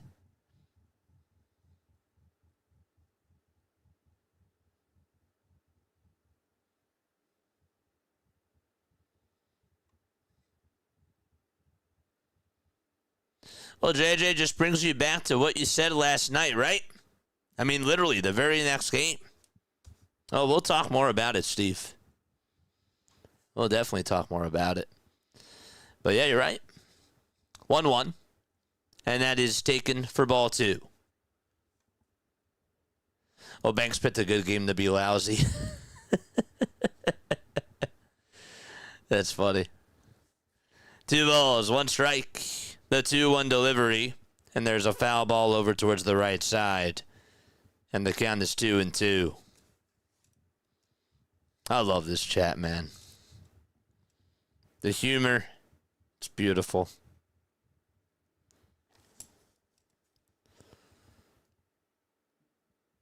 Banks delivers. That's outside. Taken for ball 2.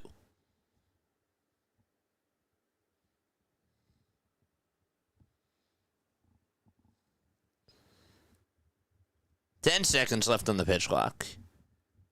Banks gets the signs and fires. Swing and a miss. And Swanson does get a strikeout. And finally, the first batter sat down in this 9th inning.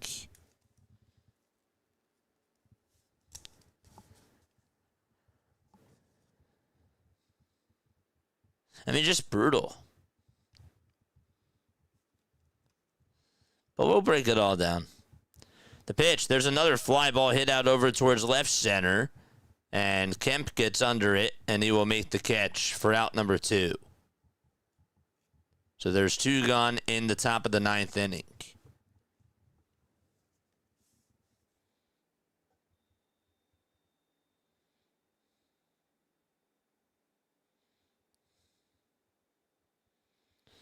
The Flyers finished the season with 98 points. That matches the most for the Flyers in 8 years. They've won 12 of 16 heading into the playoffs. That's amazing. The pitch, that's taken for a strike. And who would have actually thought that 2 months ago that they'd be going to the playoffs? Like, seriously. Who would have actually thought that? Not a lot.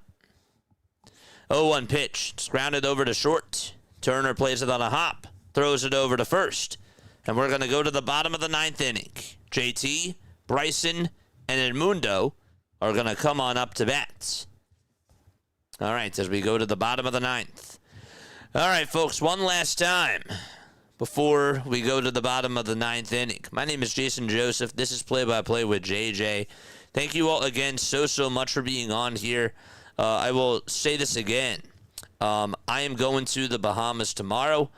And I am going to be back on Monday. I do have somebody that's going to fill in for us on Sunday night for the Sunday night Phillies game, and that is BW. Other than that, I don't have anybody yet just because the Philadelphia 76ers have their play-in game tomorrow, and a lot depends on what happens after that. So just wanted to let you know that we may or may not have other people filling on in for us. I assume that maybe there might be another game that somebody might fill on in for us, but we have one in the books, and that is on Sunday night. So I just wanted to let you guys know about that. I will also post that in the community tab, and you guys can find out more info that way as well. Hit the thumbs up button, subscribe to the channel. I want to thank everybody in the chat who did subscribe to the channel to help us get to 9,600. I know that I've been really trying to push you guys to subscribe, and I've been doing it a little bit more, and it actually feels a little bit uncomfortable to me, but I really am just trying to get to that 10,000 marker. And then once we get there, then I won't be doing it as much, but it does feel a little bit uncomfortable for me to just even ask you guys to, to just continue to like and continue to subscribe. I feel like I do it too often now, but I really thank you all so much from the bottom of my heart for all your love and for all of your support on this channel. None of this is possible without you guys. I really mean that. That's the truth. So, and I'm just happy that you and I have a really good relationship, and we've been able to do this and bond with each other, because this to me takes storytelling to another level, and it's a really cool medium for this. I'm not Harry Callis. I'm not anybody. I'm just JJ. I'm my own person. And I like that. We start off the bottom of the 9th. 1 ball, no strikes to JT. Rollison is pitching. And the pitch is in there for a strike.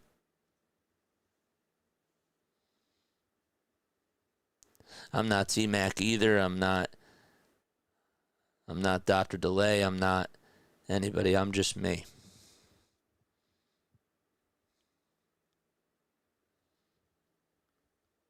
One ball, 2 strikes.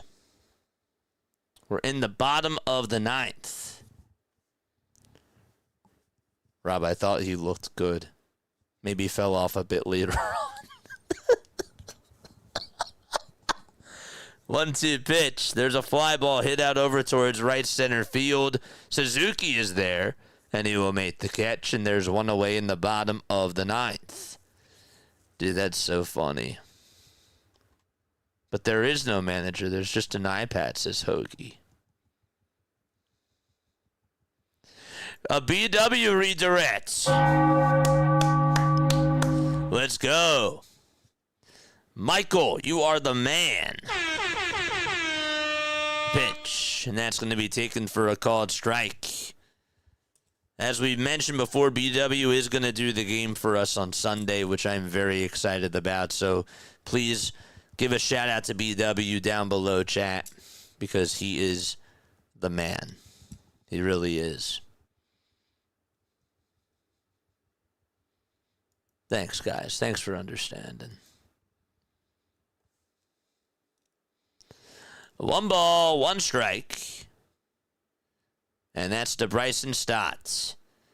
The pitch. And there's a ground ball hit over towards the third base side. The throw over to first. That is not in time. Stott does get on with an infield single.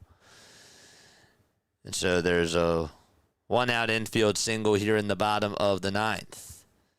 Just stopped by to hit the like button for you, JJ, says Janet. Janet, thank you so much. You're awesome, Janet. You really are.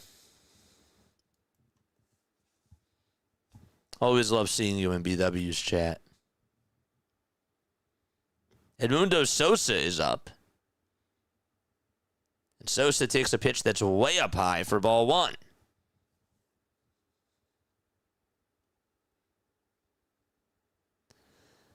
I picked up tickets to tomorrow's game for my son's 16th birthday. Dude, I hope that you have a good time. And I hope it's a good game. 1-0. Check swing, did he go? Did he? No.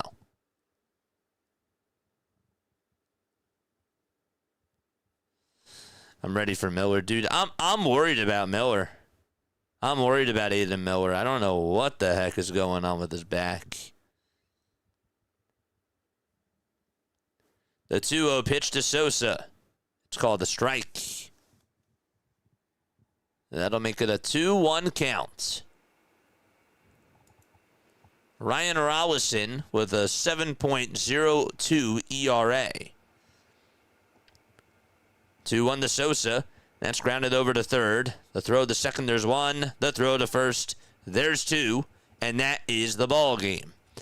So, the Cubs even the series at 1 apiece. And they are able to come back and beat the Phillies by a final score of 10-4. After being down 3-0, they outscored the Phillies 10-1 on the diamond tonight. And their bats wake up, and the Phillies bats go cold.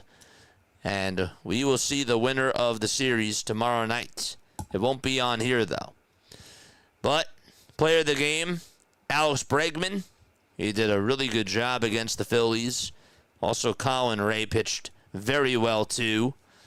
And he will be credited with the win. Aaron Nola gets the loss. Or Tim Meza, gets the loss. And that's his first one of the season. Okay. Before we go to our post-game show, one word to describe this game, chat, would be blank. What is one word that you would use to describe this ball game down below?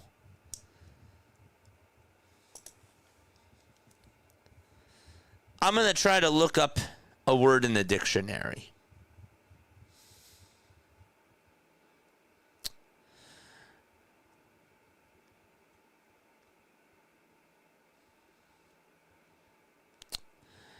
Okay. You know what? I like this word. This was a letdown, in my opinion. Maybe not to you, because I know that you guys, or a lot of you will say to me, well, JJ, they've shown you that they do this, right? After putting up a big, high offensive performance the night before, is it really a letdown? My argument is that after, while I understand that perspective, I got my hopes up. And I felt like that I was let down tonight because I thought that maybe there could be something different. And when Edmundo Sosa hit the 3-run home run, I wasn't like fully feeling good. I was like, all right, like that's great. That's awesome.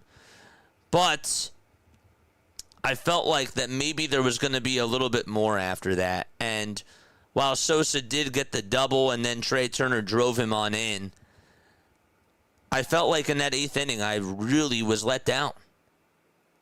That offense let me down today.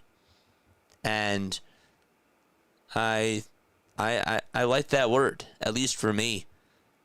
My final score prediction was 6-4. And I had the Phillies winning. But it was 10-4 Chicago. And I was wrong. I had hope, I had optimism, and they let me down. In typical Philly fashion. So, that's my word. But what's your words? Boo. We didn't get shut out. One word, ugh.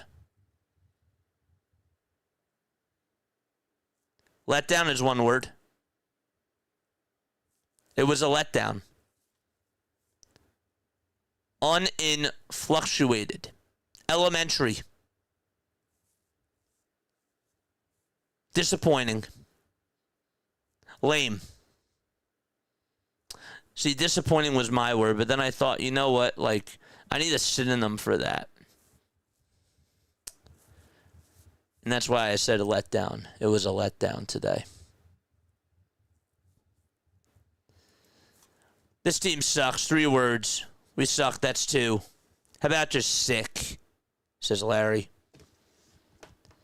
You know, I was thinking about this, chat. The fact that we were even having this argument about whether or not Brandon Marsh should be up in that spot or if Alec Bohm should be up in that spot. When you look at it from the bigger picture, it's a Dave Dombrowski problem. Because the fact that we're having this type of conversation with a platoon player and a guy who just hasn't been able to drive in runs. We don't have a cleanup hitter. We don't have run producers. And it just makes you think about, like, the bigger picture of things. And that, to me, is, like, what's really disappointing. Because it all, to me, stems back to just the lack of drive. I don't want to say lack of drive. But the lack of moves that they made to get this offense better. Garcia doesn't move the needle for you offensively. He's not a needle mover. Does he improve? Is he a better player than Castellanos? Yes. But how does that help your offense? I thought that getting Bo Bichette was going to be a needle mover. I really did. And I liked the idea of trying to get him. I liked the idea of trying to trade for Ketel Marte. I thought that he would have been a needle mover for the offense. Because those guys, those two types of guys provide speed. They get on base. They drive in runs. That's what you're looking for. And in that spot there, you needed somebody who could just drive in a run.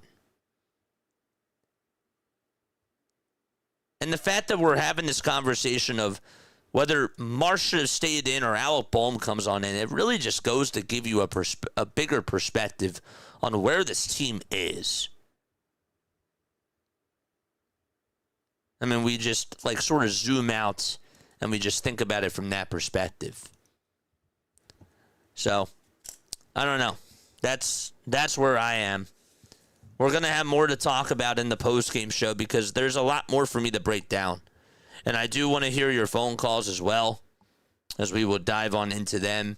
610-314-0844. You can also leave a voicemail message. We will be doing our opening monologue, and then we'll be having phone calls if you guys want to call on in. But yeah, a letdown to me is a really good word to describe this game. I felt like I was robbed. That's really how I felt. I thought that maybe, just maybe, they could, take a step in the right direction, and they did not. After Edmundo Sosa gets the 3-run home run, Crawford strikes out. And then to start off that third inning, Turner goes down looking, Schwarber strikes out swinging, and Harper flies out the center, and Colin Ray retires the next 6 batters in a row. And then Ray comes on out of the game, which was a bad decision by Craig Counsell. And the Phillies are able to rack up some hits, including a bizarre double on a pitch that was ready to go on into the ground, and Sosa just served it out over the left off of Webb. And then Trey Turner drove in Edmundo Sosa after he made a questionable decision going from second over to third and advancing on the fly out over to left center. And then Schwarber singles, and Theobar's in. And a golden opportunity for Harper. He can't come through there. Can't come through in that spot. He has to come through. I know that he's been hitting the ball better, but that's a spot where we need you. We need you. And you weren't able to get the job done there. And then Garcia puts up a heck of an at-bat. And really gives you a nice chance. I can't believe he laid off that pitch, but you had a big chance there. And then Banks doesn't have to come on in for the 9th inning if you drive in a couple of runs, because then at that point you're going to your closer, and you might disagree with that too, but that's what would have happened. That's why Duran was warming up. If the game's tied, Duran's in there. We all know. We're not dumb. I don't know. But yeah, that's where I stand. All right, so give me about 5 minutes, and then we'll break this down even further, and then we'll take your phone calls, because I really want to hear from you, and I just want to get an idea of where other people are at with this Phillies team. Are you in the mindset of it's still early, or are you just like baffled? Are you unsatisfied? Are you angry? Are you patient, waiting to see what else they can do? Or do you just say to yourself, how did they take the series tomorrow? We'll be right back in just a few moments. Don't go anywhere.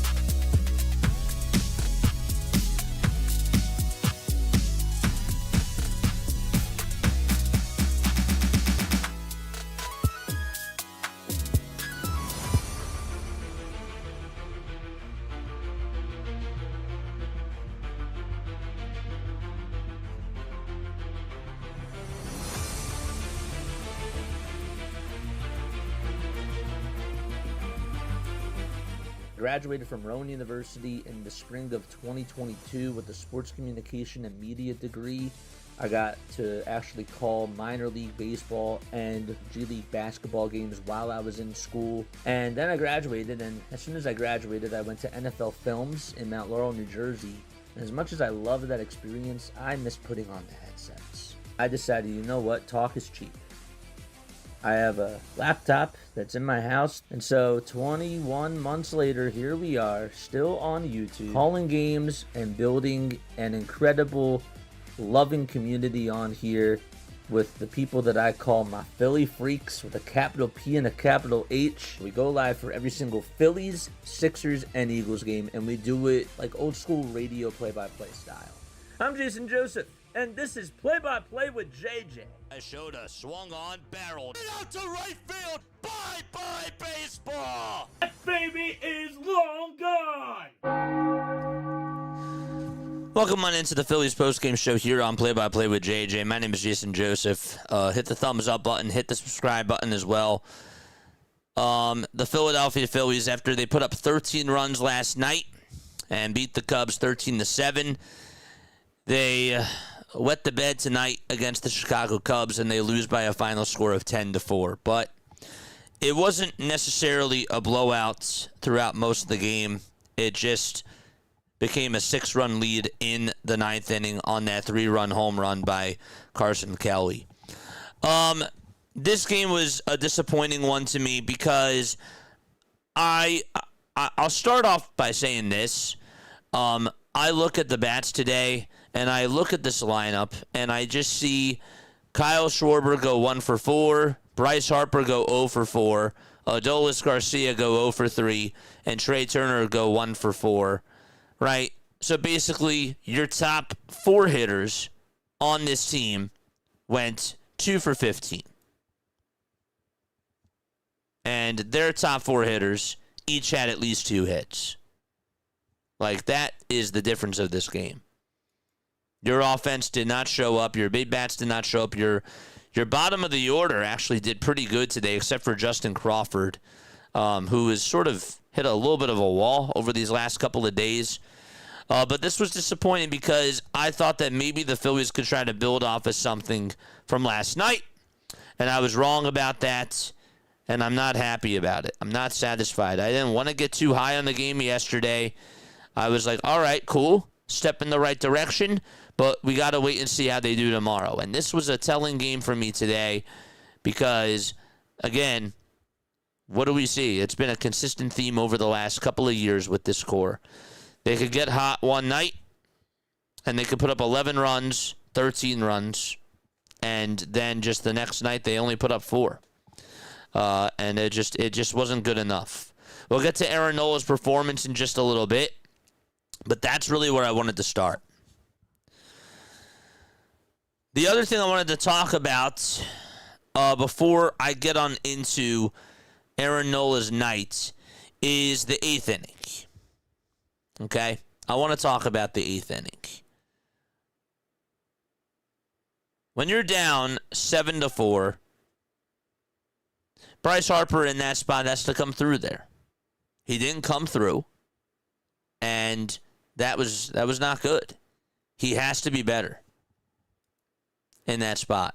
And I'm not going to be like super tough on him. Part of me really wants to because I still go back to the other night when he went on over to second base, and that was just a terrible mistake that he made. It was a bad decision. And I understand that he's like not the only guy that can just carry this offense, but that was a big spot for him, and he didn't come through when it mattered there. Like, he has to be better. But if we're also going to blame Bryce, right, let's also blame Trey too, because while Trey did have the RBI single there in that inning, in the 3rd inning he strikes out looking. Then he also has an at-bat that's in the 5th inning where he grounds out over to second, and the Phillies just couldn't really get anything going against Colin Ray. And you're seeing Trey Turner hack at pitches and just not be able to get on at certain moments, and you scratch your head and you say to yourself, as a leadoff hitter, when's he going to turn it around? He has not been able to do that. And so that's been annoying. But yeah, let's get on into the pitching right now. Aaron Nola tonight. Aaron Nola started off great, and then in the third inning, things got very shaky for him. I thought that he had a couple of really bad pitches that he threw out over the heart and soul of the plate. One of them was to PCA, and then he got Swanson to ground out over to third. The Nico Horner single, that was supposed to be a pitch that was supposed to go towards outside, towards the outside and off the plate, kind of like the pitch that Bryce Harper struck out on. That was a fastball at 94 that just kept sliding on outside, and it did, and Harper swung at that. That was sort of the similar pitch that Nola was trying to throw to Nico Horner, but it hit the outside edge, and he got a hold of it and got on with a single that way. But Nola did not look good in that third inning, and I was not happy because I wanted Rob to get somebody warmed up in the bullpen after Horner got that single. Somebody has to be warming up in all those types of spots there. I know that was the first run that he gave up, but they got to get somebody stretching. That's really what I'm trying to say. Somebody has to be stretching in that type of situation. And then Michael Busch gets the single. I'm sorry. When Michael Busch gets the single is when somebody has to be stretching, right after that base hit. So Busch gets the single. Garcia makes a cannon of a throw over to third base. And we were a little bit nervous to see if Nico Horner was going to come back on into the game. Thank goodness for his sake that he did. You know, you never want to see a guy get hurt and injured, but he did. And then Bregman gets the infield single. Happ then gets the double. And the double that Happ got, fastball, again, that's supposed to go outside corner. It's supposed to go outside corner and then just misses its spot again. I just really felt like that he did a bad job delivering from the stretch today, and it actually reminded me a little bit more of 2023 Aaron Nola when he was just so egregious pitching from the stretch. And you just knew that he was going to cough up runs. It sort of gave me flashbacks to that in that third inning, and I wasn't happy about that because I wanted Aaron Nola tonight to go 6 innings, and I wanted him to just give up to just give up 3 runs. But I thought in that inning, he just unfolded, and then in the 4th inning he settled down, but in the 5th inning gives up a run, and all of a sudden it's a tie game on the RBI single by Bregman. He walks Dansby, he strikes out Horner, and then Michael Busch just comes on up and he gets on with a walk, and then Bregman singles. When you have traffic on the bases and you're walking batters, it's not good. That means that you're falling behind and that you're putting more pressure on yourself. And putting the shoes on the other feet, that's another reason why I'm really disappointed that the Phillies didn't get a run in that 8th inning, or that they only got 1 run. I really thought that they should have tacked on more with Caleb Thielbar coming on in. That was a bad decision by Craig Counsell. Colin Ray should have started that inning. He was pitching really, really well. So, I'm just disappointed. I'm actually kind of depleted. I really am. I feel very numb. That's why you don't really hear me yelling and screaming about this, because I'm numb to this. And it's enough. It's frustrating. It's annoying. And it just makes you sometimes want to just bang your head on the desk and just say to yourself, why does this just keep happening? I thought Haley made a really good point. I thought Haley made a good point saying that Brandon Marsh had the hotter bat, and putting an Alec Bohm in that situation, just from an analytic perspective, is not smart, because Brandon Marsh is the hotter bat, and Alec Bohm, what has he done for you lately? This is the type of league where I think to myself, it is like a what have you done for me lately type of a league. In that spot, are you going with the guy who has had somewhat success compared to a guy who is a platoon player that's getting hot at that moment in time? I would give it to the platoon player because he's hitting the ball better. If we're talking about Bryce Harper, that's one thing. You want Bryce Harper up in that spot. Okay, like, you know, you can understand why you're sitting Brandon Marsh because it's Bryce Harper. But I would have stuck with Marsh there. And again, I'm not telling you that Brandon Marsh gets a hit. And the fact that you're in that spot, again, just goes to show how bad the organization is.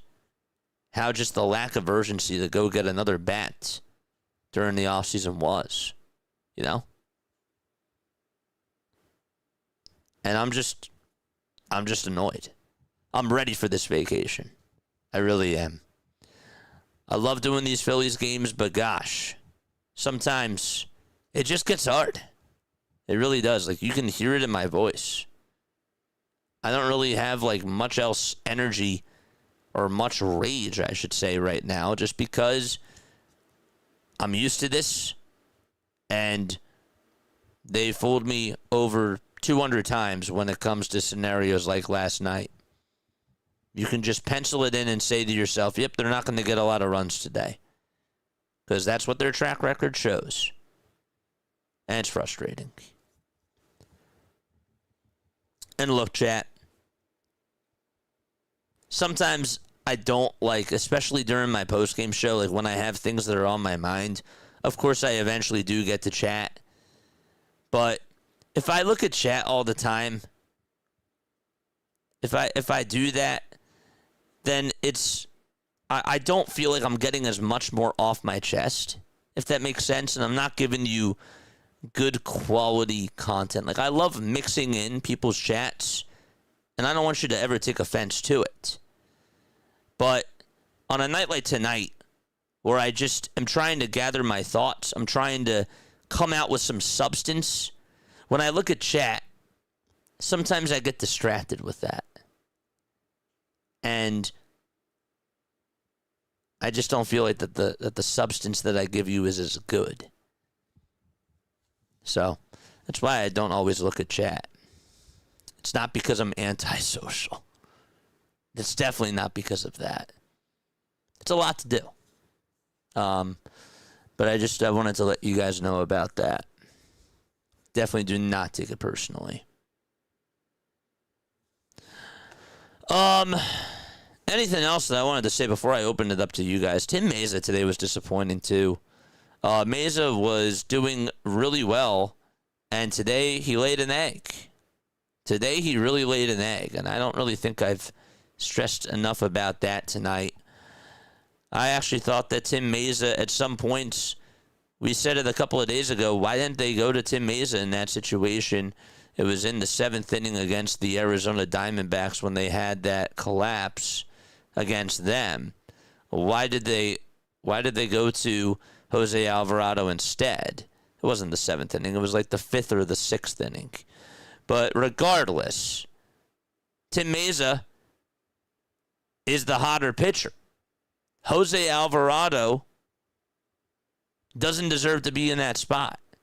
I actually sort of look at that spot there because I remember now it was in the 6th inning that he came on in, Tim Meza, a couple of nights ago. Jose Alvarado a couple of nights ago. And he should not have been in that spot. Tim Meza was throwing the ball better, just like Brandon Marsh was hitting the ball better. And that's why I would have went to Tim Meza. And I'm not telling you again that that's the right move, but that's what I would have done. I think that that was the right move, but doesn't mean that it was.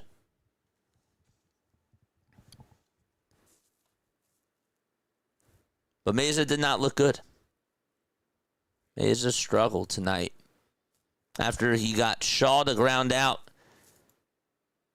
walks Kelly, and then what? He hits Pete. And then after being ahead in the count 0-2, Dansby Swanson puts together a 7-pitch at-bat. Grounds into a fielder's choice. And then Nico Horner just has a heck of an at-bat. He's fouling off pitches. And on an 0-2, gets on with a single right up the middle. That's why the Cubs won tonight, was because they were getting into your heads and they were making you throw pitches so that way there was an opportunity to capitalize on a mistake. And that's what the Phillies did not do. So, and then Brad Keller comes on in with the bases loaded. And at that point, when Brad Keller comes on in with the bases loaded, to me, that's also not a good move by the manager either.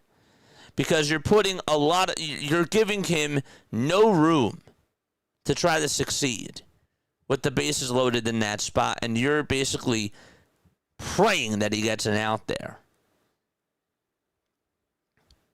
I don't like that.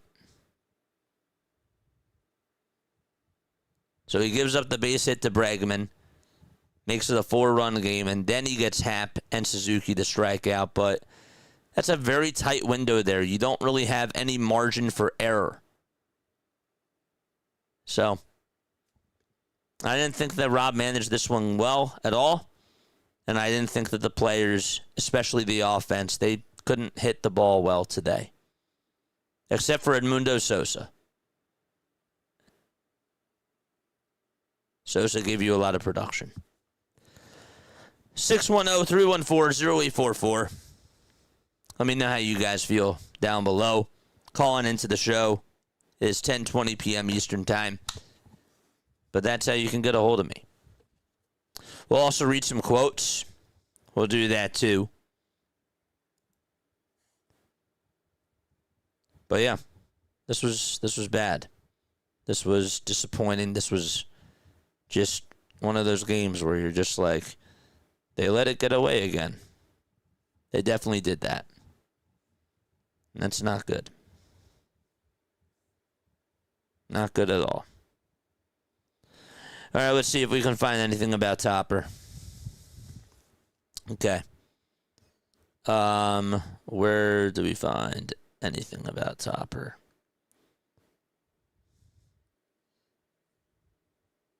Anything from his press conference tonight? Anything?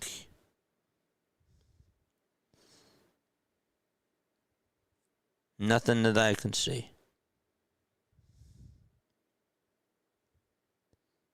I don't see anything.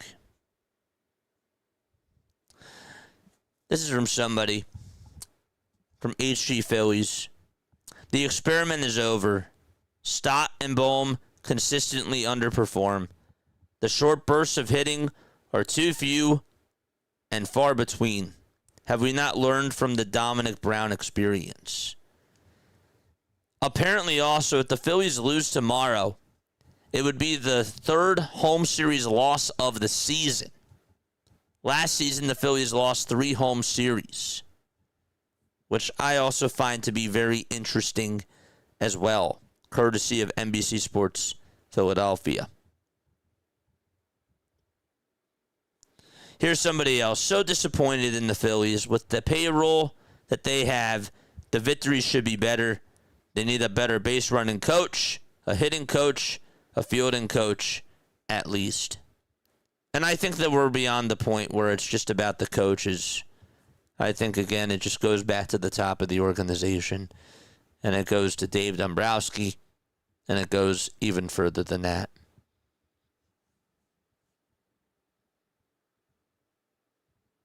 But that's where I stand. It's going to be interesting going against Shota tomorrow, says Haley. Yeah. Yeah, it is. I don't have a lot of confidence in them putting up a lot of runs against them. I really don't. But I also, again, just have my own question marks about Craig Counsell. from everything that I've seen so far.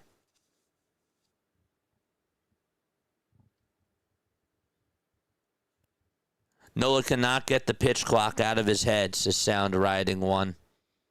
You think that that's what it is? Because I think that if that's the problem, then that should throw your antennas up.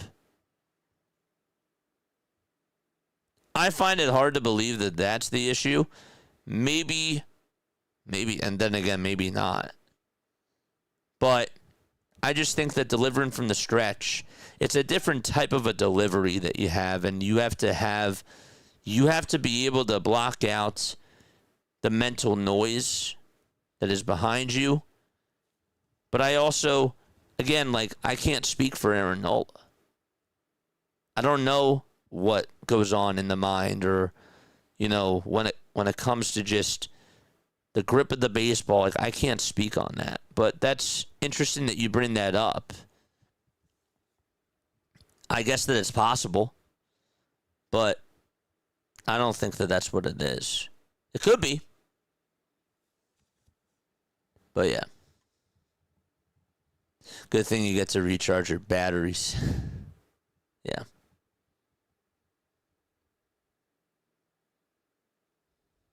That's funny.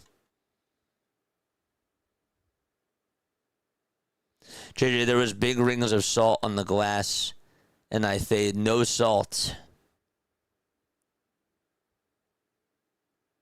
It's crazy.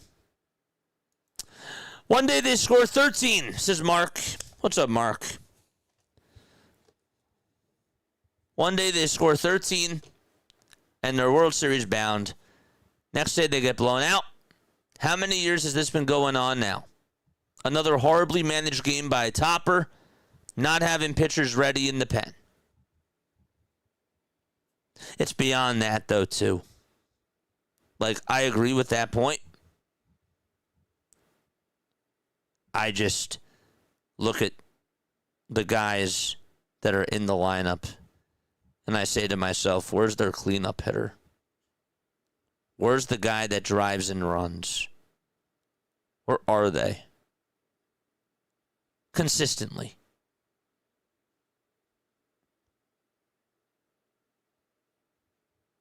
They make the same mental mistakes too, and the other day that they really broke me with the mental mistakes, with the base running mistakes that they were making with Brandon Marsh, and then you also have Bryce Harper.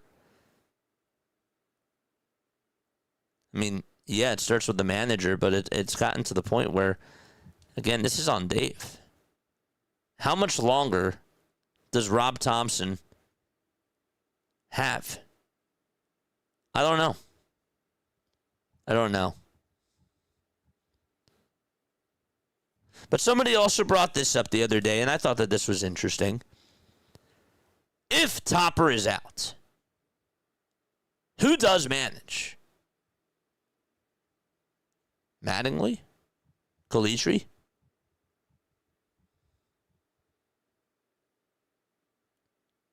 And what would it take, record-wise, to get Topper fired? I don't know.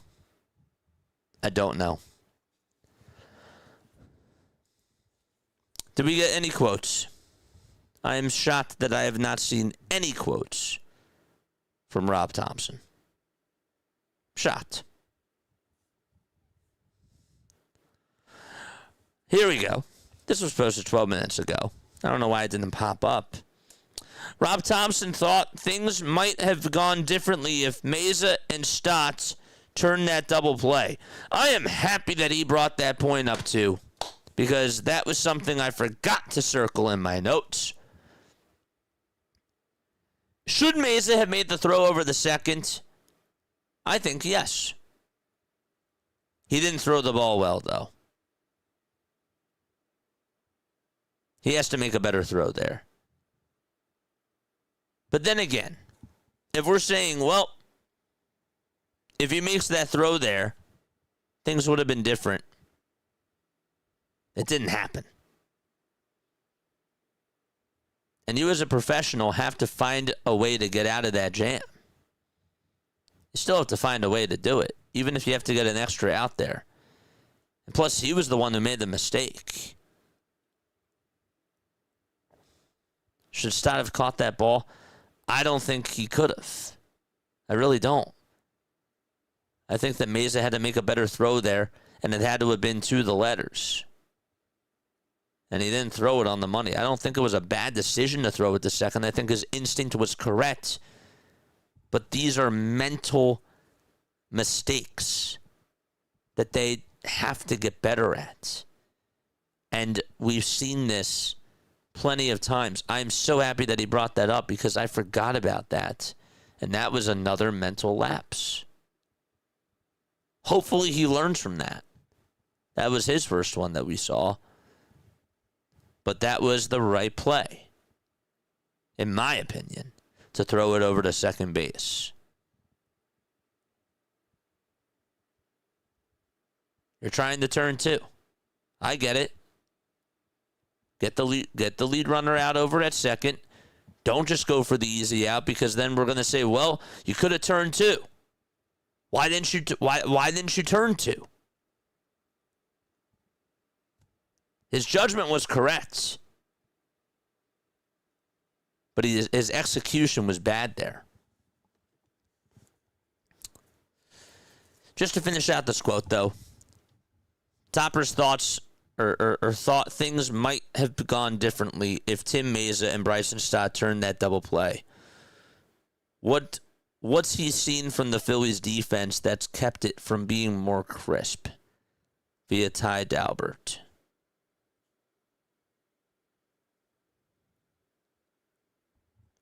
This is what Connie said about the whole should he have pinched hit for Marsh. Connie Kilgariff. I don't know who Connie is. A big Phillies fan, though. I'm not a Topper fan, but he had to pinch hit for Bohm, or he had to pitch hit Bohm for Marsh. Marsh can't handle lefties at all. Ruben Amaro is wrong. Amaro and Ben Davis are incorrect. Batalico is missed. See, I don't think that that's a reach, though. Because while I understand that he has had not such success against lefties, I've seen what Brandon Marsh has done lately. And I would rather have him have the confidence to go on up to the plate in that spot than just to give it to Alec Bohm, who really hasn't been able to hit with runners in scoring position. But that's me. I don't think that it's wrong either way. But that's where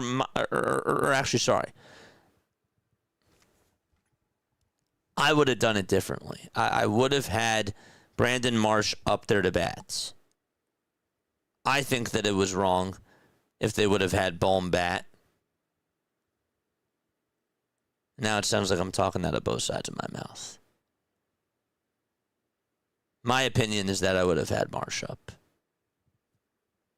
And I brought it up in the moment. Would you have put Marsh up at the plate, or would you have just put Bohm in there?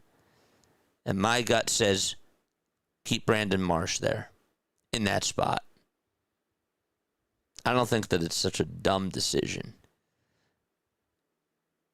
But I think what I'm trying to say is that I understand where other people are coming from. And the fact that we're having this conversation of whether or not Bohm should pinch hit for Brandon Marsh, or if Brandon Marsh should be up in that spot with the bases loaded. Do you know how down bad you have to be in order for you to have this type of conversation?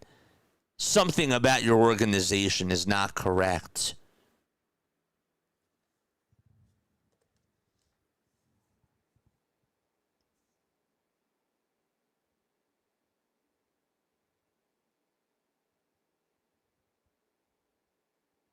I don't know. Oh man, I heard last year ad nauseum. We've just got to flush this one. Well, I think we're about to clog the plumbing. This is Justin. I like that. I like that a lot. A Topper press conference is perfect viewing before going to bed because he puts you to sleep. Yep. I hear you on that. In other words, we need another Dallas Green. We definitely need a clutch hitter, and we need a guy at the head of the helm that can spark a fire. I got to be honest with you. The players in 2022 are playing for Rob. Who are they playing for?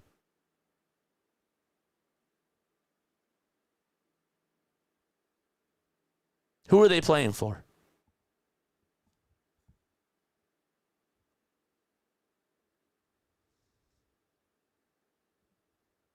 Who?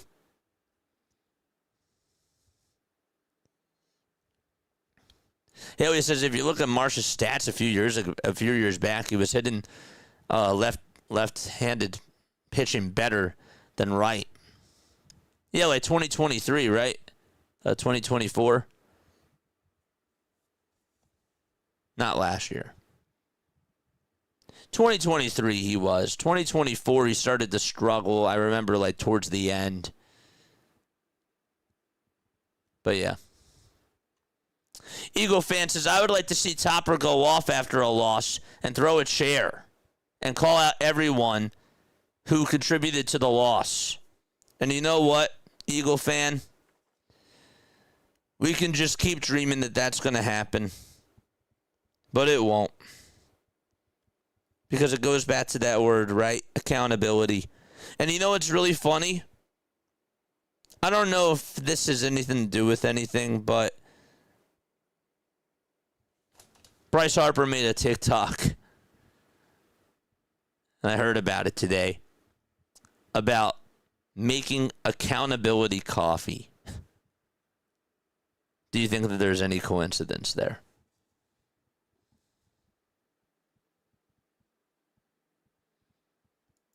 Topper should have already established himself as the kind of guy who might just flip the catering table over, but he didn't. No. He's a player's coach. He's a player's manager. And I don't think that the players are playing for him right now.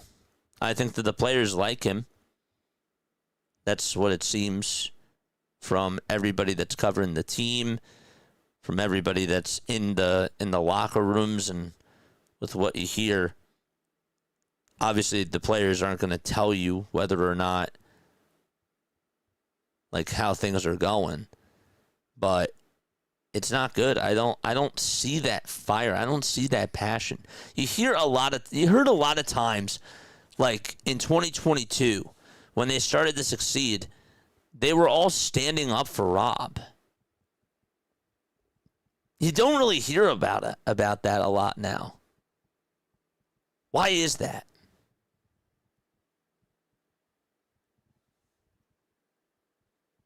Why is that? I heard a lot of quotes from Bryce Harper about Rob Thompson in 2022. I heard a lot of quotes about, from Kyle Schwarber and from other guys, even Gene. They were talking about like how great Rob is. Like I don't hear that anymore. I don't hear it enough anymore.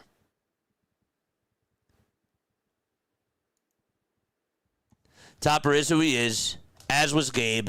If either switched it up and tried to go Larry Boa, they'd be laughed at. You know what's funny, though? Gabe Kapler, and I wasn't even a Gabe Kapler fan, but Gabe Kapler would have yelled at Bryce Harper. Gabe Kapler would have yelled at Brandon Marsh. We saw what happened with Gene Segura. Remember when Gene Segura didn't hustle? And he benched him the next game, and he yelled at him?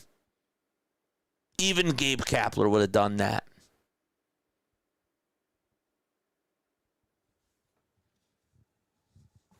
Brutal. All right, that's going to wrap it up for me. I got some stuff to do before I leave, and I got to pack some more. But this was fun. I appreciate you guys so much. Once again, we will not be on tomorrow.